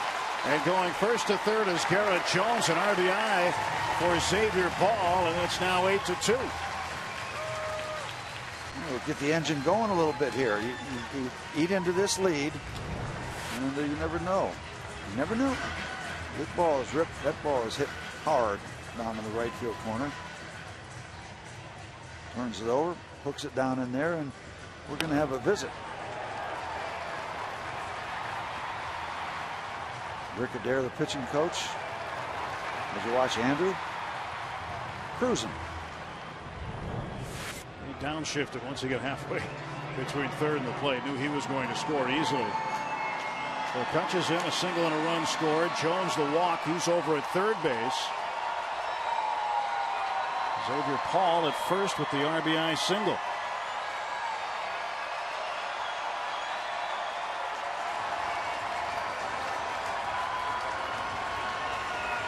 Yeah, take a look at that. Instead of first all-black lineup, minority lineup, however the phrasing was, the writers all stormed into Danny Murtaugh's office after that game on September 1st and said, "Danny, you know what you just did?" He said, "What?" He said, "All minority lineup, all black lineup, however you wanted to phrase it." And Danny said, "What's the big fuss about?" He said, "I just wrote down the 9 Pirates I thought could do the best job tonight." He diffused the whole thing as he was beautifully able to do. And yeah, that was well, there's a book written about that, the team that changed baseball, 71 Pirates. Danny Murtaugh just handled it as cool and calm as you could possibly imagine. Think about those three entities, those three groups, and the figureheads, Clemente, Stargell, Mazeroski. How about examples of how to go about your business? So Daniel fouls it back for strike two. Nothing at 2, 1 out, 2 on. And, yeah, you felt terrible if you tried. If you even had a thought that they would look down upon you as not giving everything you had. You're terrified that would happen. So you tried as hard as you could, knowing you were not as gifted or as good as they were, but you bust your tail so you could show them that you felt like you belonged and you wanted to belong with them. We just heard Gene Klein's telling Rob King the same thing. He saw how these guys went about their business, and it motivated him to work even harder. Be embarrassed if you didn't try to keep up with them. You know, it sounds like such a dramatic thing, but that's the way we thought when we joined the Pittsburgh Pirates at the major league level. Arrieta's 1-2 to Cedeno will wait. He throws to first. Xavier Paul getting back. Paul ripping a base hit to right field, driving in a run. He's had a factor in this game also, with a stolen base and a run scored in the second inning. Now Cedeno has a chance to move Garrett Jones in. 1-2. 2-2 now to Cedeno. Think about going out to pitch and you got a Hall of Famer at second, a Hall of Famer at first, and a Hall of Famer in right field. I mean, that's pretty neat stuff, you know, when you get down to basics.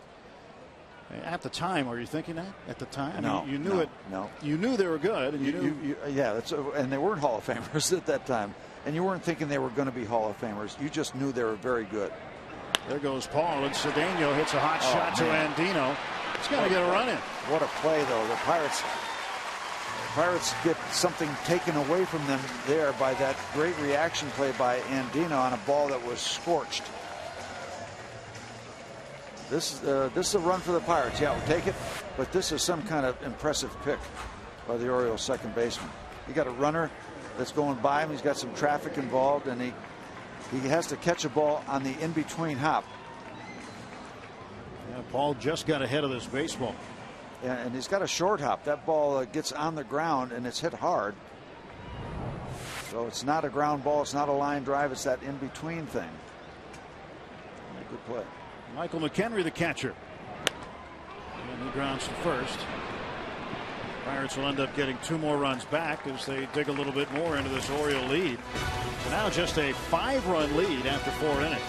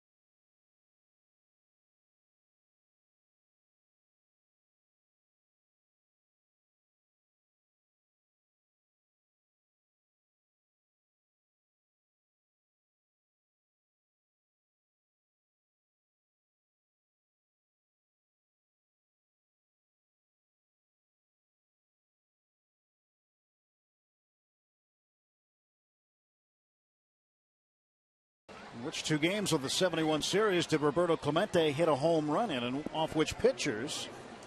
The answer said Jim Palmer and Mike Cuellar.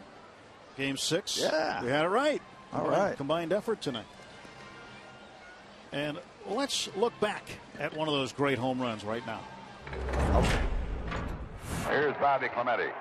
Bounced to short his first time up. Hit the screwball a mile in the left center field. It is going. It is gone.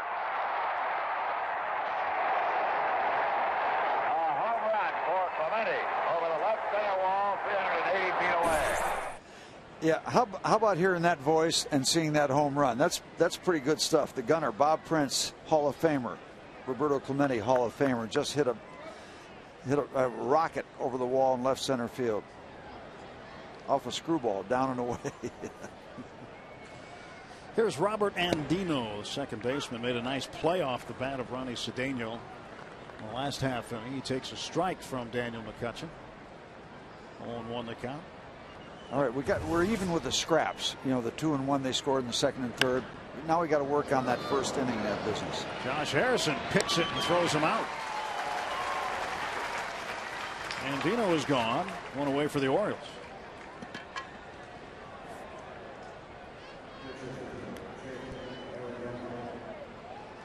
One out now in the top of the fifth inning. We continue our celebration of the 40th anniversary of the 71 World Championship Pirates with an up-close look at the Sluggers who helped bring the title back to Pittsburgh. Catch a new Inside Pirates Baseball 1971 remembered tomorrow at 6 on Root Sports. Now, speaking of memories, Tim, I don't remember what Mark Reynolds did in the top of the fourth. We're talking about all the stories and the good stuff, the fun stuff. Well, he walked, and Arrieta was just flied out, Steve, in case you missed that one, too. Thank you. And while Steve gets caught up with his scorebook, Rob King's got another special guest. Thanks very much. And Dave Cash, Steve Blass saying earlier that Willie Stargell always had a special nickname for you. What was that special nickname? AC, always cool. And Steve said he bet you'd always be the best dressed guy. Looking very natty tonight. Great to be back with your old teammates here, and I'm sure you have great remembrances of 71. Oh, it's unbelievable, to get together with these guys once again after spending a few years with them, competing, and then coming back and enjoying the situation. It's unbelievable. And following in the footsteps of a Hall of Fame second baseman, Bill Mazeroski, Rennie Stennett trying to take your job, Willie Randolph, who's coaching now for the Orioles, trying to take your job. What a glut of incredible second basemen you guys had. Well, it was just a testimony to the Pirate organization at the time. They signed a lot of great ball players, Oliver, Stargell, and you can go on and on, myself, Kleins, and all of us, Hebner, Robertson, they all came out of the organization, and that's the foundation. And once we got to the big leagues, it was like a happy family. I mean, we spent a lot of time together in the minors, and we came to the big leagues all together, and it was just, I don't know, we had an air about us, Dave, hang on a second. We have to take a break. We hope we can stay for just a moment. We'll be back right after this, guys.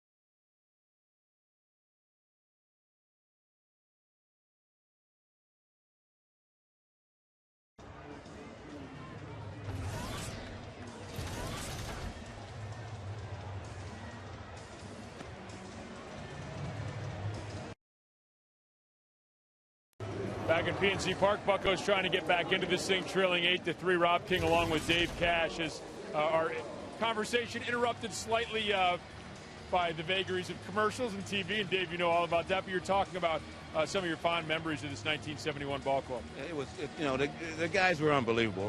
Like I said, I started to say before, they they never thought anybody could beat us. Every time we walked on the field, we just thought we could win. And it's the kind of attitude you have to have if you're going to be successful in this game, because it takes an awful lot just to play the game. 162 games a year, travel, aches and pains.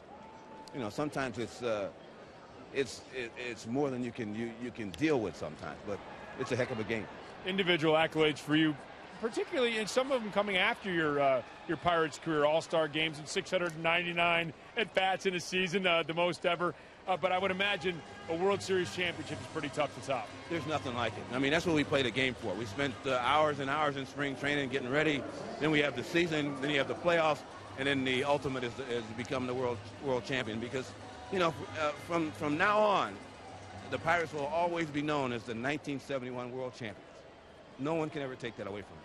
We have a local guy here, Neil Walker, playing second base, and just his second full year playing second base. Have you had a chance to watch him much? No, I haven't. Matter of fact, we were talking about him a little bit today. I understand Mass has been helping him out a little bit, and I understand that he's moved, was a catcher, and he's moved out to second base. Well, Biggio did that too. I mean, I don't want to put him in that same category right now, but it's not an unlikely transition to go from a catcher to an infielder, and it takes a lot of hard work. And I'm sure he's got a good baseball background. His dad played, and that's a help. I'm sure he's in the clubhouse all the time, and he's got a guy like Mazeroski working for him. You couldn't have any better teacher than that. Dave, thanks for the time. Anytime, Rob. DC is AC. I'm hoping something's going to rub off. Always AC. Guys, back to you. Indeed, always AC. Dave Cash, and he brought up a great point. I think so many guys on that team homegrown out of the organization. The Pirates farm system, I don't know if they graded them back in the days, but in the early and mid 60s, they had a tremendously strong, talented farm system. Guys that came up to the big leagues, and you look at that club. Even when you talk about Clemente as the ball is lined to right field, Clemente, yeah, he was signed by the Dodgers, but he was actually a Rule 5 player. Right. So in a sense, Clemente was homegrown, Maz homegrown, Stargell homegrown. You look around, you go around the infield. Robertson, Cash, Alley, Hebner. You go to left field, Stargell, Kleins, Al Oliver. Just a tremendous high percentage. I signed with him, Doc Ellis, Moose, Bob Veal.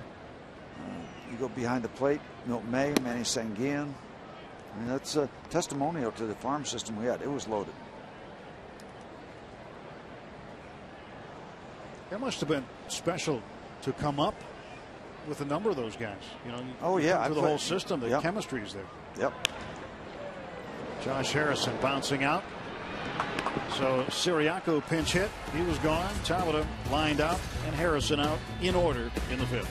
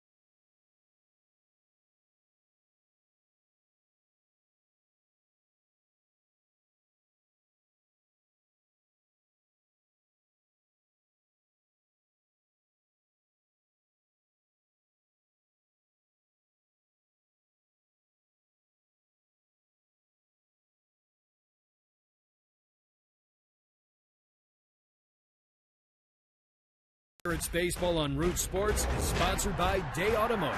We're going to make your day. Let's go, Bucks! Back here at PNC Park, Pedro Siriaco, who pinch hit for Daniel McCutchen, will stay in the game and play third base. Josh Harrison is out, and now in is the left-hander Daniel Moskus. Becomes the third pitcher used by Clint Hurdle tonight. Well, Daniel McCutchen stopped the bleeding. 3 innings, giving up a run on a couple of hits, a walk and a strikeout. Wow, how about that? Fell asleep in the barber chair. You know, you haven't seen him since he had his haircut on the road trip. No. Right. Who is that guy? He must have lost 1.5 pounds of hair.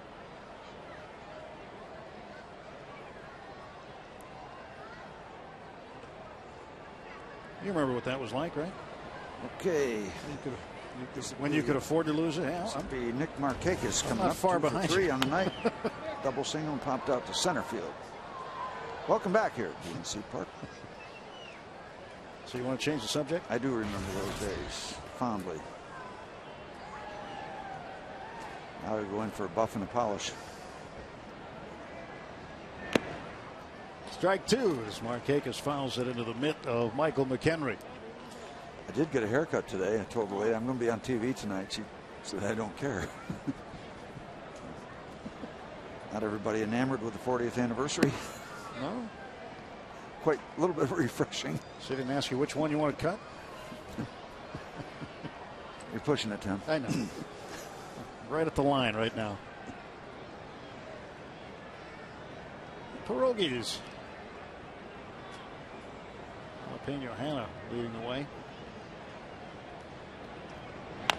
1-2 and a bouncer toward get second over there, base. Daniel. Get over there. Get over there. And Moskus not there in time. Third hit of the game for Markakis. And I would, you know, you put the blame on Daniel a little bit for not getting over there, but I think Garrett Jones, if he had another chance to make a decision, would stay at first base and let Neil Walker get that ball. Take a look from this angle, the chop, and then Daniel's trying to make a late move to get over there. And you see Neil making the play, actually. Garrett makes the commitment and then backs off. I think they get him comfortably if it goes 4-3. Adam Jones takes a ball. See the play around the bag.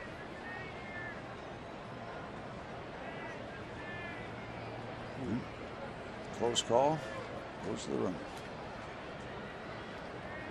Not automatically, but that one was close. That one right there didn't look as close. I mean, it was close either way, but that one looked like he got him. Chris Guccione, the first base umpire.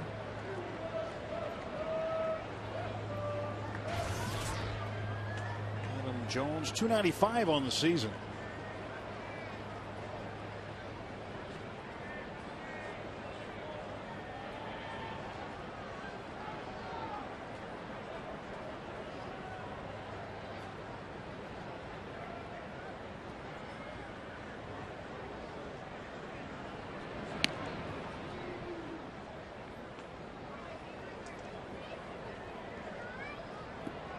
Two balls, no strikes. And Adam Jones waits the Daniel Moskus delivery with Markakis at first, nobody out.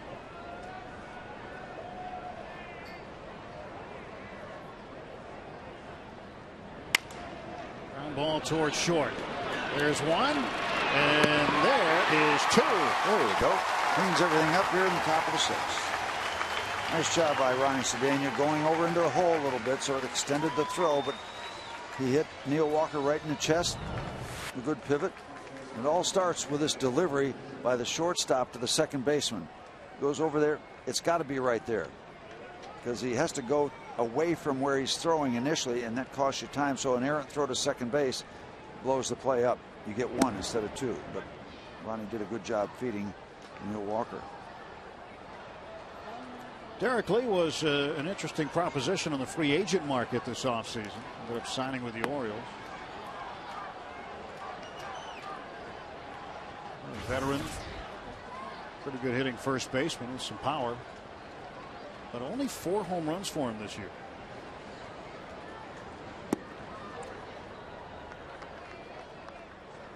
And 3 balls, no strikes. Quickly to Lee with 2 down. Matt Wieters is the on deck hitter.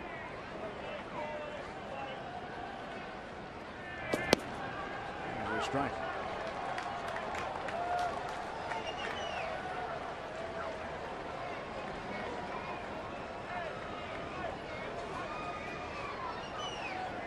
One pitch coming to Derek Lee. Now the count full.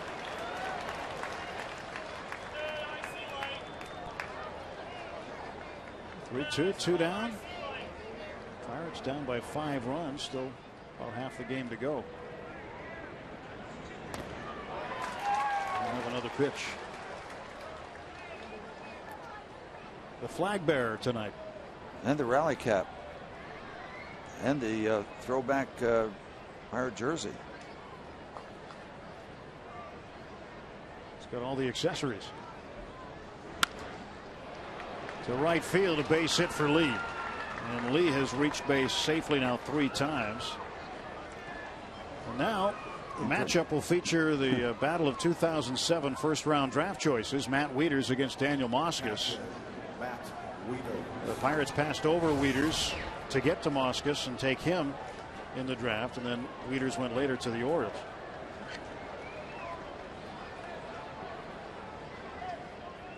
Well, here they both are in the big leagues. First time they faced one another. 2 outs, a runner aboard. And Wieters to right center. So you got the right guy, didn't you? Moskos got Wieters to pop out. Well, the Pirates coming to bat now in the bottom of the 6th inning, and Andrew McCutchen will lead off.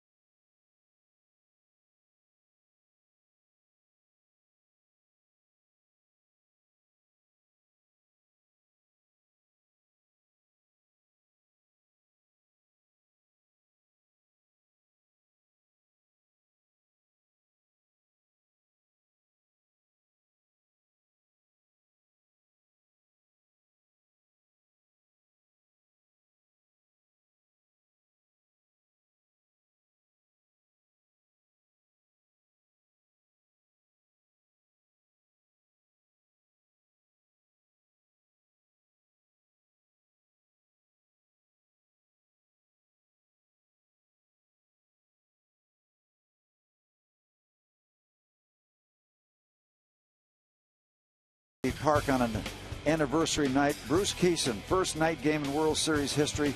Check the number: 6 1/3 innings, 1 hit, no runs. Shut the Baltimore Orioles down after they scored 3 in the top of the 1st, and Rob King has the blade. Thanks very much, Stephen. Bruce Kison, obviously coming in that first night game ever. I'm sure you look back with great fondness about that first ever World Series night game and your performance. Well, it was a nice opportunity. Unfortunately, Luke Walker, our starting pitcher, got in trouble early, and I was called upon, and it turned out to be an eventful thing for me. I got to pitch through the 7th inning, giving up 1 hit, and kept our ball club in the game. And my roommate at the time, Milt May, came in and got a base hit and put us over the hump to win the game 4-3. Earlier in the game, Steve and Tim were asking me my remembrances of interviewing some of you guys a few years ago to do a show on the 71 team. One of them was that you were not amused by the Baltimore, or the national writer who said the Orioles were going to win the game, win the series in 3. I remember you in particular did not seem happy about that. No, I didn't care for it at all. And the writer happened to be a famous writer in Los Angeles. And in my little way of getting points across, as I would see him occasionally on the West Coast when I was with the Angels, I would go by and just casually, sarcastically say Orioles in 3 and just keep walking. So I think he got the hint. We will not mention Jim Murray's name. 79, you were one of the few guys to be on the 71 and the 79 team. What a way to bookend your Pirates career and also that decade. Yeah, it was to be called up as a youngster, let's say, and get indoctrinated in championship baseball at a young age with a talented veteran club. It was fabulous, and to see the Hall of Fame guys that we had, the great players throughout the years, the great hitters. It was a very special thing to be, champions on 2 ends and a lot of divisional championships in between. I think you still hold a record from that 71 series game, 3 hit batters, but you were never afraid to come inside and you had that big tailing fastball. And talking to some of your teammates, they loved the fact they always knew you had their back and that you were going to protect them. Well, I think that's part of it, and I had the ability to do that. Everybody that got hit wasn't necessarily intentional, but I had a lot of movement. When I let it go, it was kind of out of my control. I couldn't steer it. If I threw a hanging slider as it left my hand, I knew it was a hanger. I couldn't control that either, but I wasn't afraid to pitch inside, and I certainly would protect my teammates. 2 World Series champions, 71 and 79. Bruce, thanks for the time. Okay, thank you. Guys, back to you. All right, and one of the more unconventional double plays you're going to see here. McCutchen trying to get back to the bag. So he thought that the pitcher Gonzalez might have a chance to field this one, and it turns into a double play. Yep, they get Andrew right there, and then they get the call at first base. And that quickly takes the steam out of the bottom of the 6th inning. Yep, Andrew nowhere to go because the ball and the shortstop right there. Buck Showalter coming out, and is there a problem with Gonzalez? I don't know. Umpires very quickly out there. And by the way, just to follow up Bruce Kison, who did that great job in that first night World Series game, he also took Davey Johnson out on a double play at second base, and there was a kind of a collision at second base, and Bruce got up and put Davey Johnson's hat on. So he was a Baltimore Oriole for about 10 seconds. Now Gonzalez apparently has some issue, and they're going to make sure he's okay. Let's take a look at Andrew McCutchen again. The ball came back toward the pitcher, and it's hit behind the runner. And instead, he decides to come back to second base. Yeah, he was caught in no man's land at that point. If he goes to third, he's an easy out and a rundown. And if he doesn't go to third, he's quickly tagged. Well, the worst case scenario happened there with a double play. You'd almost rather see him getting the rundown. Get one out, and maybe Jones stays at first or is lucky enough to get to second. Or if you're 5 runs down, just when the ball's hit, stay at second base. Your run means nothing at that point. There you go. So Michael Gonzalez spent 10 years in the Pirates system, including less than a handful of years in Major League level. Yeah, he was our closer for a while. 1-0 pitch to Walker. Foul back.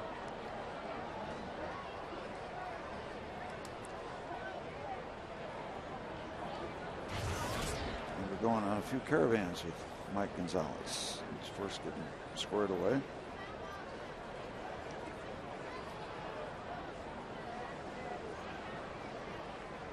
So for Jones, he will not be charged with grounding into a double play on that particular play, because McCutchen was neither forced one way or the other.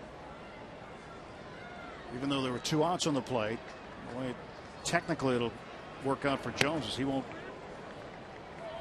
be charged with grounding into a double play. Now on the season, he has grounded into 3. It'll stay that way.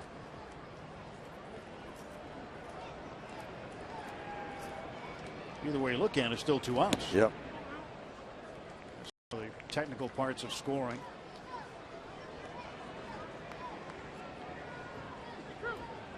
Full count to Walker.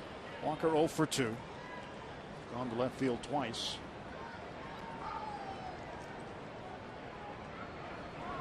And he strikes out. So Gonzalez gets Walker. And we're on to the 7th inning at PNC Park.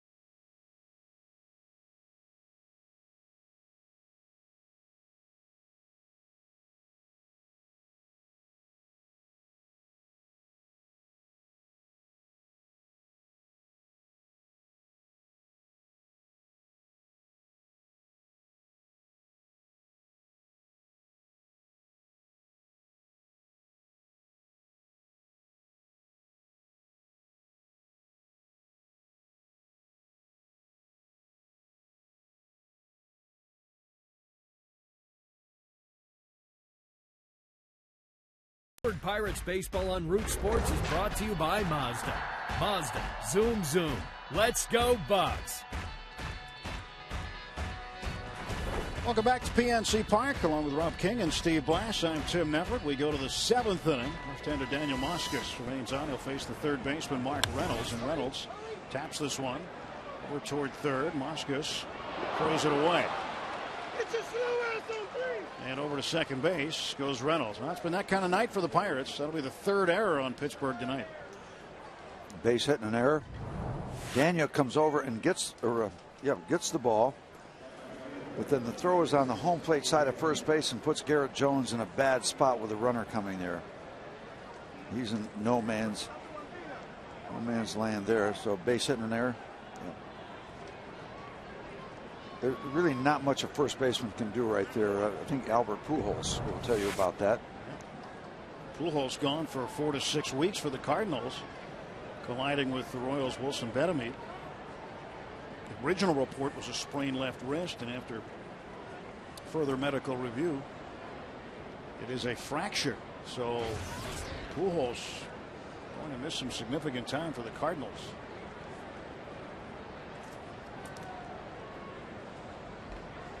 Felix Pie at the plate. He will take a strike on the outside corner.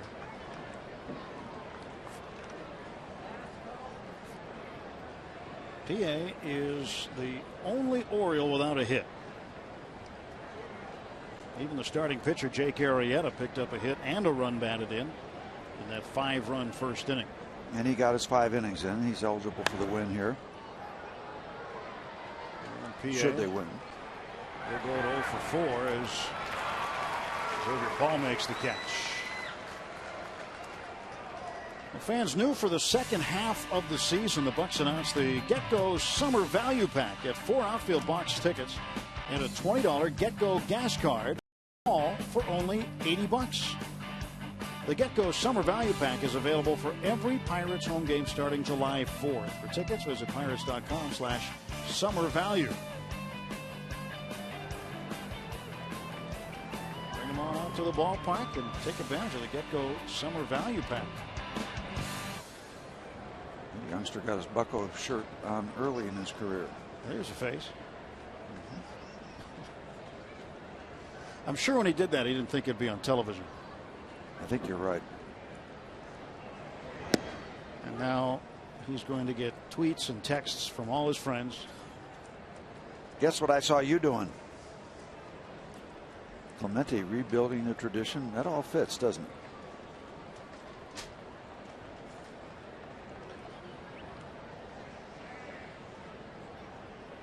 On top of the rotunda. Looking down on PNC Parks Field. Robert Andino, the second baseman, batting with one out. Moskis throws it past him. 92. Yeah, I want this on the record, Tim. I want to thank our boss, Mark Garter, for giving me the night off tomorrow night so I can sit up there where Rob's holding court and talking to some of the guys from the 71 club. Got family and friends in town, and so we're going to whoop it up and have a good old time. Well, you know, you pitch 2 complete games in a World Series. Deserve a night off once in a while. Yeah, but the boss doesn't have to do that. You know, he's giving me a lot of nights off when you guys are on the road. That is correct. But you're always working. I know you're researching hard. You're working the Google. Tim, you got to let it go. You got to let it go. I know you're working at it. I watch him. I scream at the TV set. Not at you guys. Third base, Harrison. It's the runner back. Rather, that is Siriaco, beg your pardon. That's the runner back. Throws over to first. And he's got him. I knew this pretty good in the minor leagues. Go to Double-A, Altoona, and Jordy Mercer named the Eastern League Player of the Week. Had 3 doubles, a pair of home runs, drove in 9. Leads the Eastern League with runs batted in, 48 of them. 381 average. Jordy Mercer, the Eastern League Player of the Week this week. And a very, very anticipated night against Auburn. State College Spikes starting their season. Stetson Alley through 2 1/3, making his professional debut. He's given up 3 earned runs, walked 3 and struck out 3. I think you give him a little bogey, perhaps, or a mulligan for make the professional debut. He spent a lot of extra time working on mechanics and things in extended spring training. Yep. There's Vladimir Guerrero. He's worked on his mechanics for a few years, hasn't he? Hits from the shoe tops to the top of the helmet. He'll swing at anything. Clint Hurdle was his hitting coach last year in Texas with the Rangers. He lines out to Siriaco. And the Orioles are gone in the 7th. 8-3 remains the score. We'll keep it here for Take Me Out to the Ball Game. We invite you now to stand.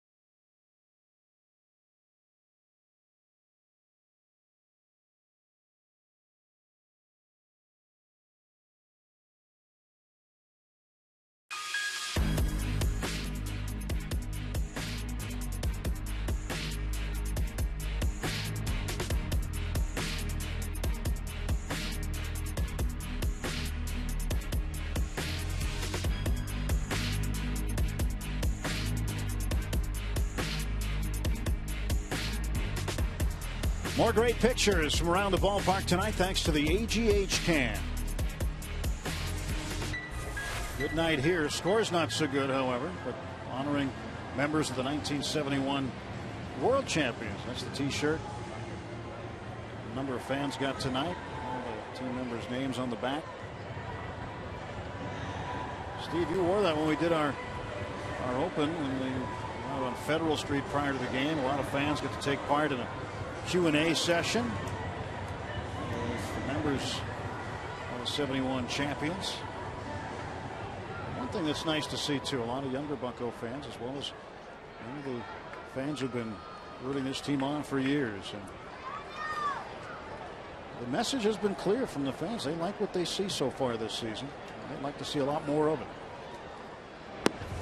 Xavier Paul will take strike one.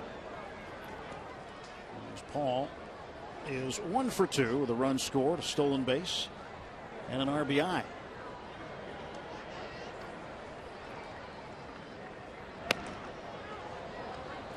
One to Paul. Pirates started the night just a game under 500 at 35 and 36. This is game 72 on the season with 91 left. It's 9 days away from the exact halfway mark of the season. And Paul rips it down the right field line, and it hooks foul. Nice looking t-shirts, huh, Tim? Very nice. Very nice. I know the one you used in the open you borrowed from somebody. Yeah, after I signed, he said, sign my shirt. So I signed it. Now it looked like I spilled something on the shirt.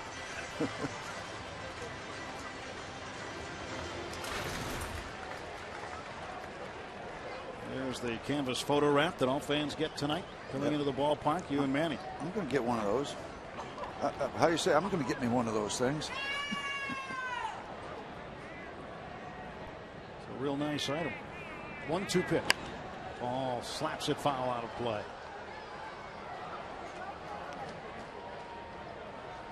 Xavier hit a home run on the road trip in Houston, an opposite field home run. It was his second major league home run.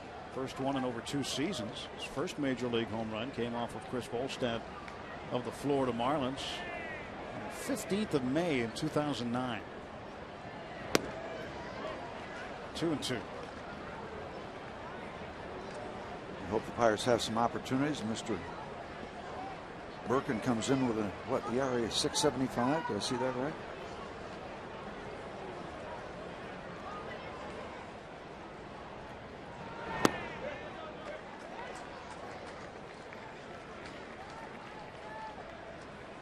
Tim Wood getting ready to go.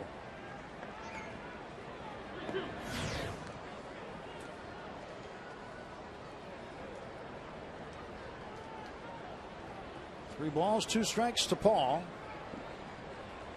Leading off in the bottom of the 7th. Hits it well, but going after it, Adam Jones. One gone for the Pirates in the 7th.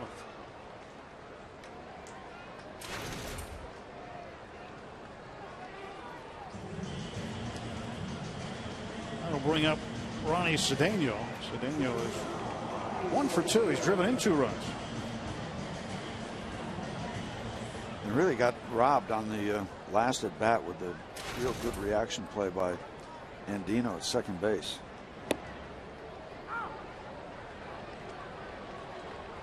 That ball might have been ticketed for right field, but Andino got a nice short hop play. Had to reach back almost in the outfield to get it. And Xavier Paul running interference in front of him. That was a very good play. It was a good shirt. Hats off to the Pirates' legacy.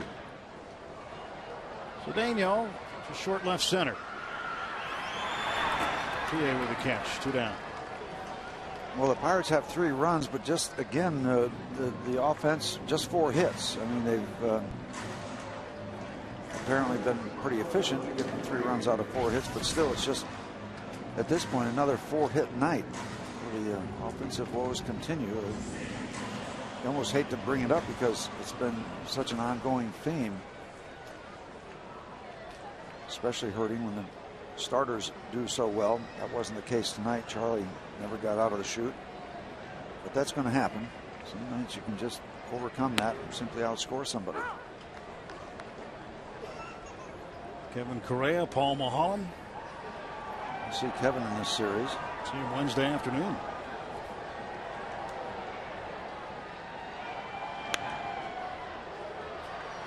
And the Orioles are saying that he will oppose Zach Britton, a left-hander. We were told it would be Brian Mattis. But Mattis apparently being cautious with him. An injury issue. Jeremy Guthrie, who's supposed to go tomorrow, he also had a recent injury scare, but apparently well enough to pitch. Chris Jacobowskis, who pitched for the Pirates last season, now with the Orioles. And he got a win, got his first major league hit yesterday off of Tom Gorzolani when the Orioles salvaged a game in that series against the Nationals.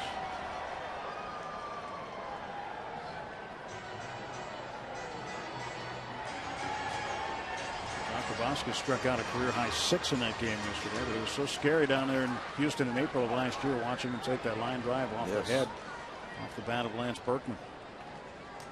Missed a lot of time after that. And McHenry hammers one foul down the left side. Plenty of distance, but hooked it. And we go back to April 24th. Very early in that ball game. Oh, that is so scary. Jacobowskis' parents had flown in from California for that game. Didn't get to see him pitch very much. McHenry strikes out, and Wieters throws him out. 3 up, 3 down for the Pirates in the 7th. 8-3. Orioles heading to the 8th.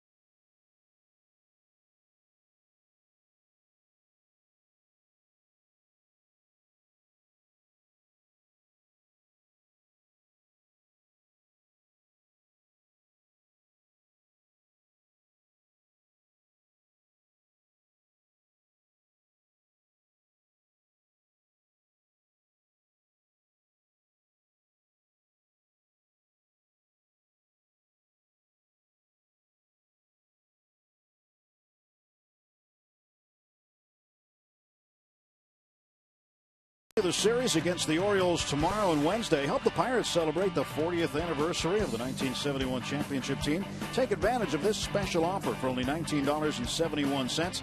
Fans receive an outfield box ticket plus a 1971 World Series t-shirt with the team roster on the back. Tickets available at pirates.com/1971. New pitcher aboard for the Bucs. It is right-hander Tim Wood taking over for lefty Daniel Moskos.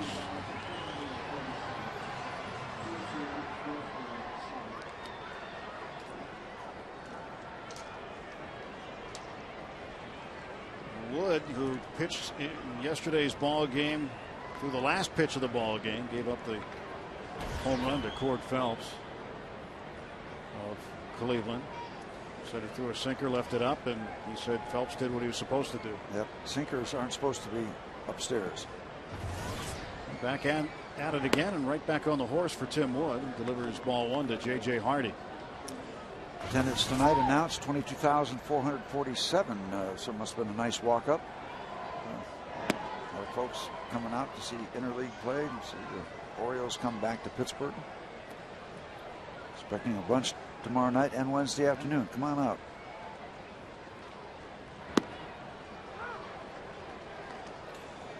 Daniel Moskos, a couple of scoreless innings, giving up 3 hits. The Pirates still down a nickel. Already foul ball down third. 2 balls and 2 strikes. Hardy's got a pair of hits and he struck out a pair of times. He got the hit twice in the top of the first inning. Charlie Morton started. And this game's not going to help his ERA much, as things just did not go his way tonight. And every so often you get a game like that. But Charlie's been very, very good this year. And tonight a speed bump. And Wood walks Hardy to lead off the 8th.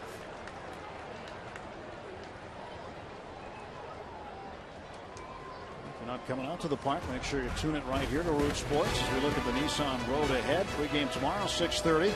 We'll have the pregame ceremony on the field honoring the 71 champs. Wednesday at noon, and day off Thursday, Friday, and Saturday night, 6:30. Sunday, 1 o'clock, as the Boston Red Sox come to town. They'll be bringing their nation with them to center field, and McCutchen runs it down. Markakis is out.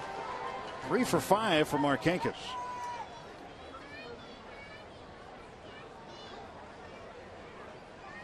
Adam Jones. Jones 1 for 4. Hit into a double play in the 6th. Drove in a run with a base hit. Also scored a run in the first inning.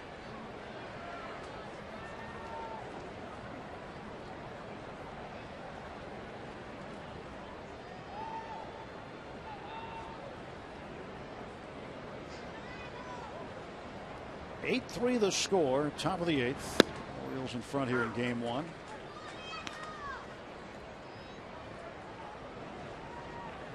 Orioles have lost 6 of their last 8. But they did win yesterday against Washington. All time in interleague play, the Orioles 111 and 141. 49 and 76 in interleague play on the road.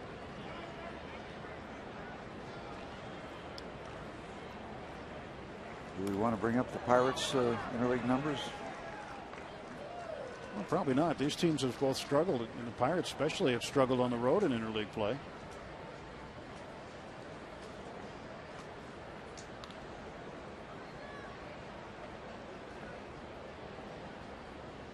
Well, the Orioles haven't had a lot of success either in terms of having winning seasons consecutively.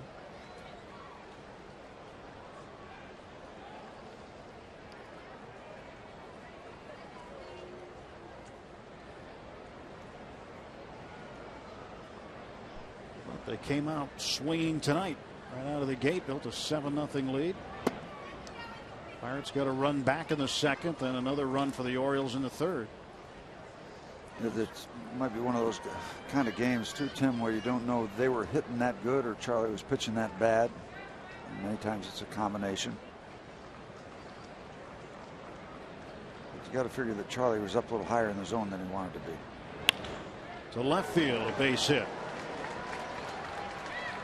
Jones hit safely for the 2nd time tonight. 2 on, 1 out for Baltimore.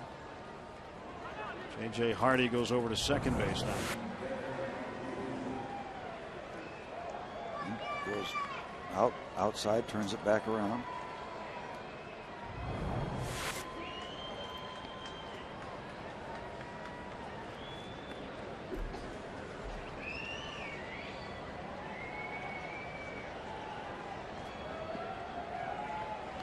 Derek Lee with 2 hits, reached on an error in the 2nd inning. He scored twice.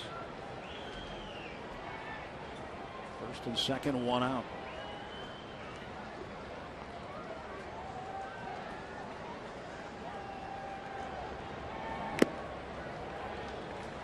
Oh, 1 to Lee. See Derek Lee, I always think of the time I watched him in Home Run Derby with the late Danny Gans, the Las Vegas entertainer. Yeah. Out at Cashman Field in Las Vegas. Gans got to use an aluminum bat and Lee a wood bat. Didn't Gans play a little minor league ball? He did. He actually was one of the infielders in the movie Bull Durham. To third, Siriaco to Walker. The turn, got him. Around the horn, inning-ending double play. Nicely done by Pedro.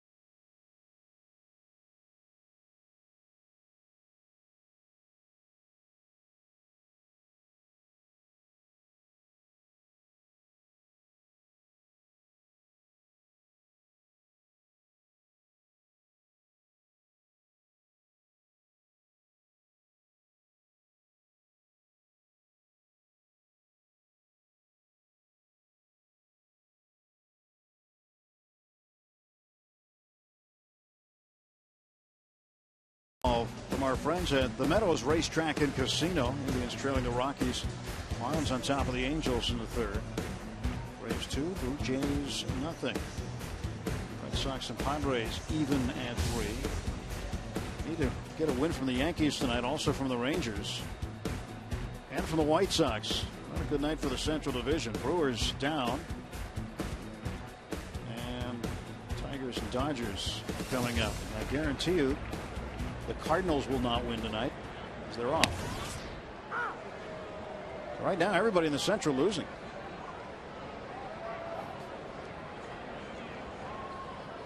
Pedro Siriaco fouls this pitch back.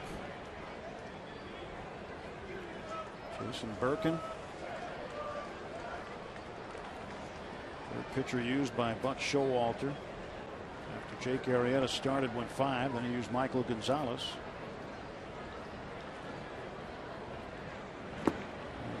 Siriaco out quickly.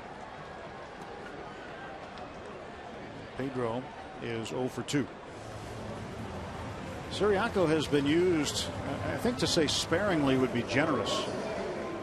Not been used very much at all. He's at 6 at bats now.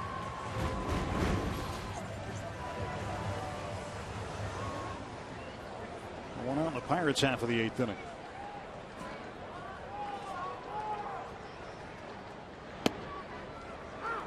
Jose Tavo looking for a hit. 0 for 3. Everything's gone to right field. He's lined out twice to Markakis out there. Flied out one time.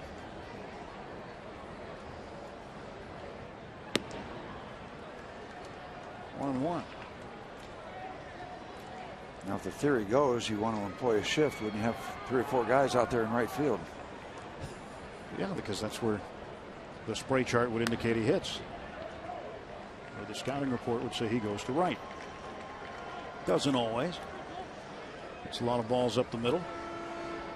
It's a few to left. There was a period of time where he was hitting ground ball base hit after ground ball base hit right past the pitcher. Perkins 1-2. Right back to the pitcher. 2 down for the Pirates in the 8th. Matt Diaz is going to come up and hit for the pitcher Wood. So, as you say, Tim got back up on that bicycle, back up on that horse, and throws a scoreless inning.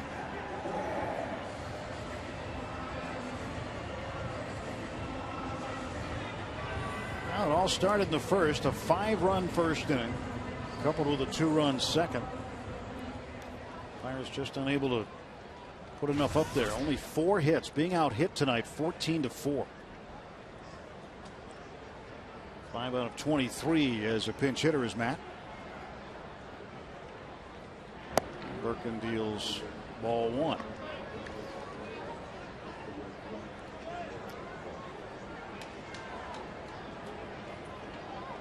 One 0 pitch on the way.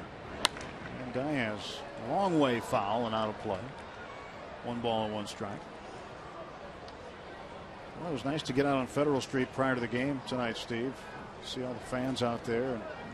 A neat little hour session of Q&A from some of the season ticket holders under the tent, and it was fun hearing the guys react and handle the questions and enjoying responding. You know, it's all positive, all fun stuff, good stuff, happy stuff, memorable stuff. But as usual, Manny Sanguillen always gets the biggest laugh. I mean, he's just so happy and exuberant. People just love him. And that's just the way it is. Diaz down on strikes. And the Pirates go silently in the 8th.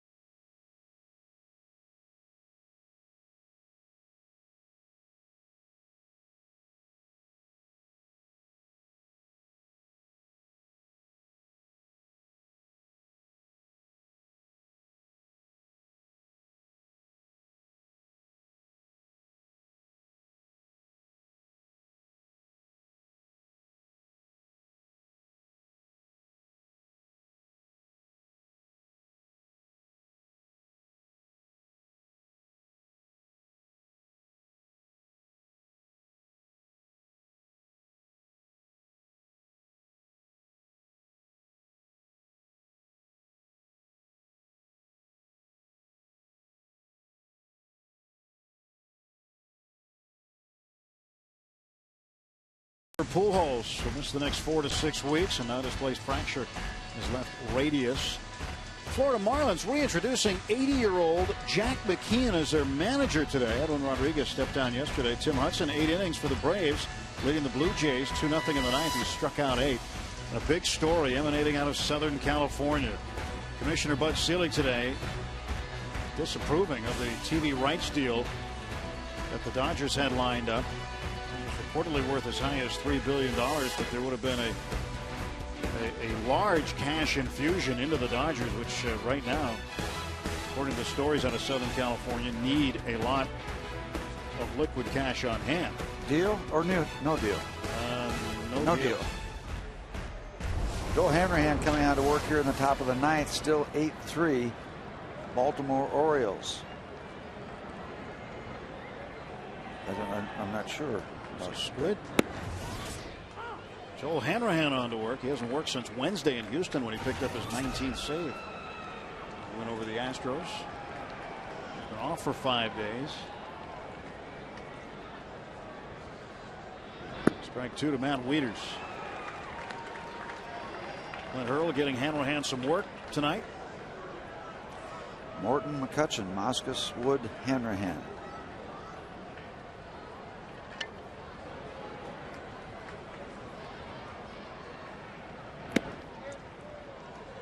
One ball and 2 strikes. Example of the horse getting out of the barn early. It's been good for the Pirates pitching since the 4th, but the horse was down the street. Doesn't throw a lot of pitches. Did he go? No.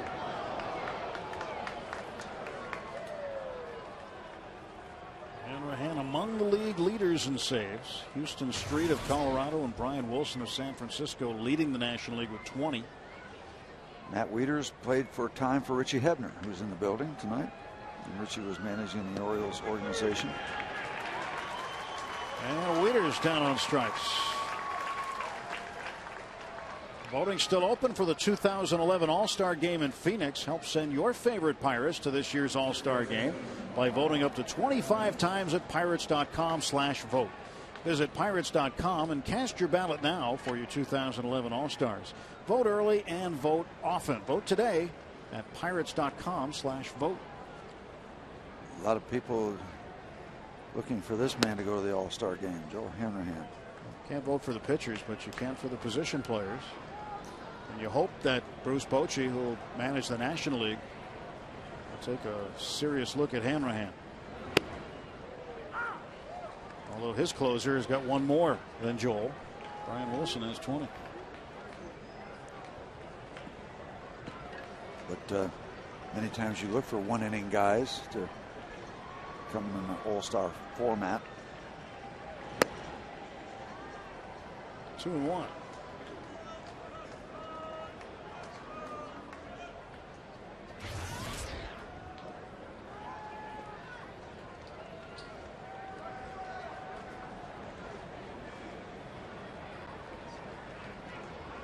We'll step off here.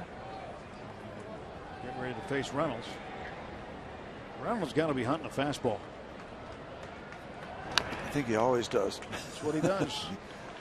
And if he doesn't get it, he swings and misses. Well, Joel's got him in a situation where if he throws him that good slider, there are a lot of guys in the Mark Reynolds category. When he goes away from his fastball to the slider, throws it in a good spot and a good location, locks you up. See if he goes to that.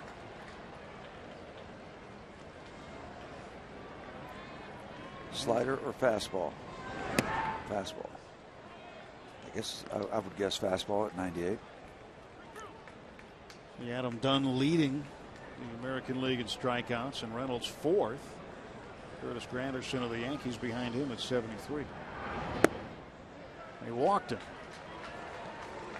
One out walk to Mark Reynolds. Reynolds has worked a walk for the 3rd time in the game. Charlie Morton walked him in the 1st. Daniel McCutchen walked him in the 4th, and now Joel Hanrahan walks him in the 9th. So he's got a perfect 1-for-1 night going, huh? Yeah. Coupled with that sacrifice fly that scored a run in the 2nd inning.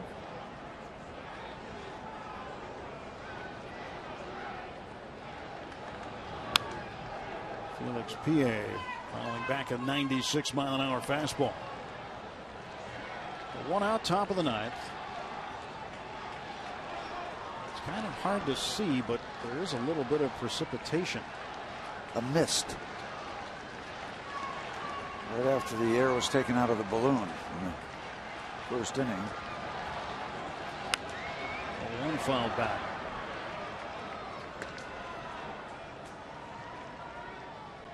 Now you can see it a little bit easier.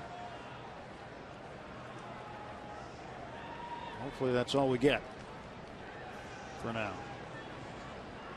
Yesterday, an hour and 57-minute rain delay in a 2-2 game in the bottom of the eighth. Felix Pie will take a ball, 1-2.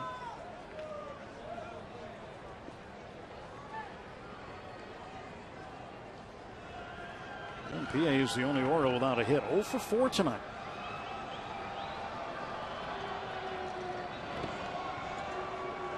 Count even, 2 balls, 2 strikes now. So you have the day off tomorrow. What are some of the events that are planned? Well, we got the ceremony on the field, so we got friends and family up in the World Series suite again. Thanks to the Buccos for that classy invitation and party. And we'll get introduced. I'll get a chance to throw out the first pitch to Sangy, and we'll go upstairs and tell some lies. It's hard to, tell stories like they're fishing stories. Like 10 years from now, that fish is a foot longer than it was. I mean, your stuff's documented. So yeah, and that's a concern. It's a concern. It really intrudes on a lot of great careers. 3-2, runner goes, and pitch bank foul over to the first base dugout. But it's fun. Everybody, we reminisce not only about the series, but various things along the way in the career. And, and we're old dogs, so we'll do a full critique of current things that are happening in the world of baseball, not just Pirate subjects. How much better the game was back then, all the stuff old ball players do. There's a Tabata. Will make the play and foul ground. 2 out for the Orioles in the ninth.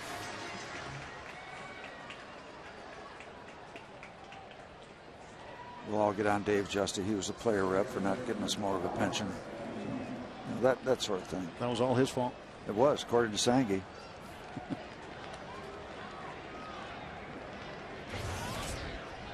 Howard Andino, 2 out of 4 tonight. Average on the year at 254. Orioles second baseman looks at strike 1. 97 on the gun for Joel. Of course, since Vic Davalio was not able to make the trip up from Venezuela, we'll be telling a lot of Vic Davalio stories. But it's fun. It is fun to get together. And you see a lot of the families, too, how the kids have grown. All of a sudden, there's grandchildren involved. Some of us, there's great-grandchildren involved. Strike 2 to Andino. A name that wasn't on that list that really sobered everything up for me this evening. John Hallahan, our clubhouse man from all those years, gone. And so many stories, great stories about John Hooley in the clubhouse. All those things will be covered tomorrow night. It'll be a lot of fun. 2-2, 2 outs. Carl's the runner at first. Pirates will have Andrew McCutchen, Garrett Jones, Neil Walker due up in the bottom of the ninth. Camera hands pitch. Andino puts it on the ground to Walker. Step on the bag. And the Buccos with their last wraps. They need 5.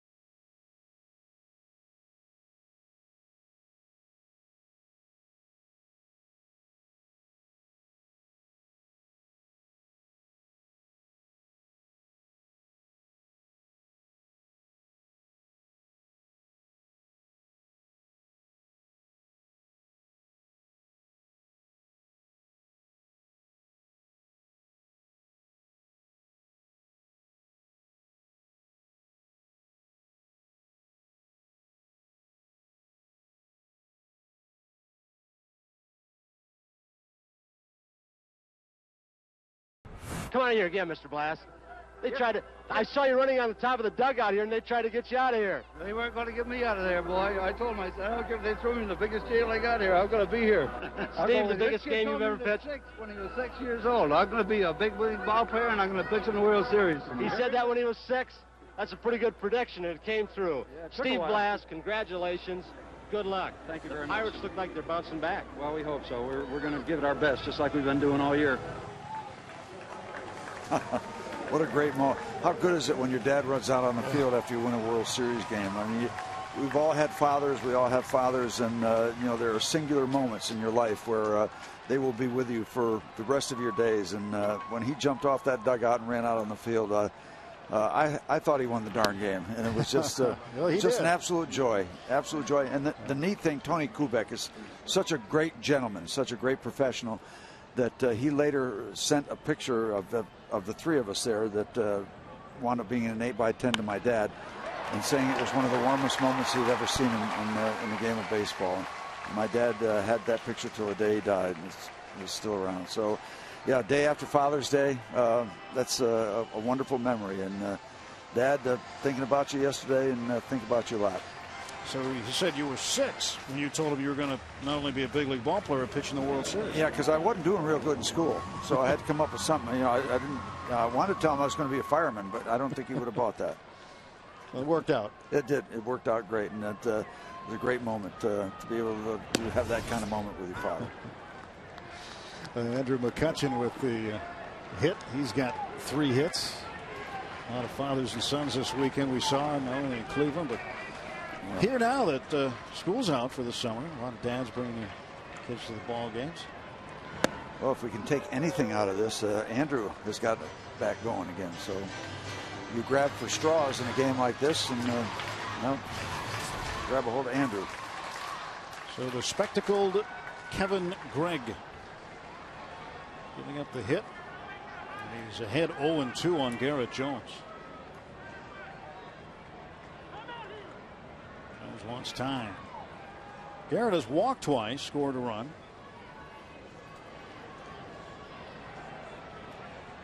Go to first base, McCutchen back.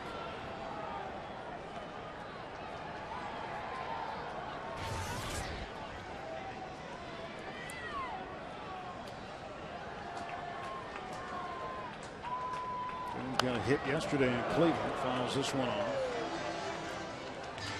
He has put together some games with some hits. 6-game hitting streak on the line right now as he's 0 for 1 tonight.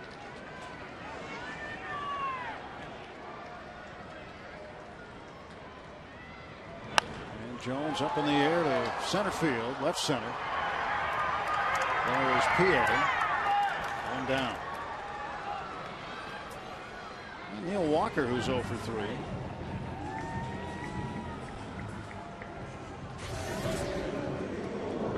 Trying to get something going with 1 out. And the hill is a steep one to climb for the Pirates tonight. 8 runs on 14 hits for Baltimore. 3 runs on just 5 hits for the Pirates, and 3 of the 5 hits are from Andrew McCutchen. Xavier Paul has 1, and Ronnie Cedeno has 1. Cedeno's a double. Paul's was an RBI single. Cedeno drove in a runner with his 2-base hit. Walker tied with the Yankees' Robinson Cano for the most number of RBIs by second baseman in baseball, 46. Finds himself behind 0-2 as Kevin Gregg gets ahead.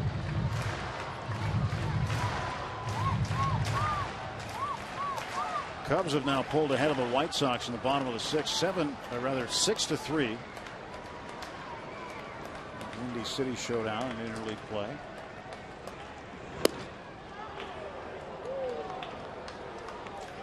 Those Yankees winners tonight over the Reds. They scored early and held on. That's okay. Yankees keep winning over the Reds. That's fine. Reds sitting right in front of the Pirates in the standings.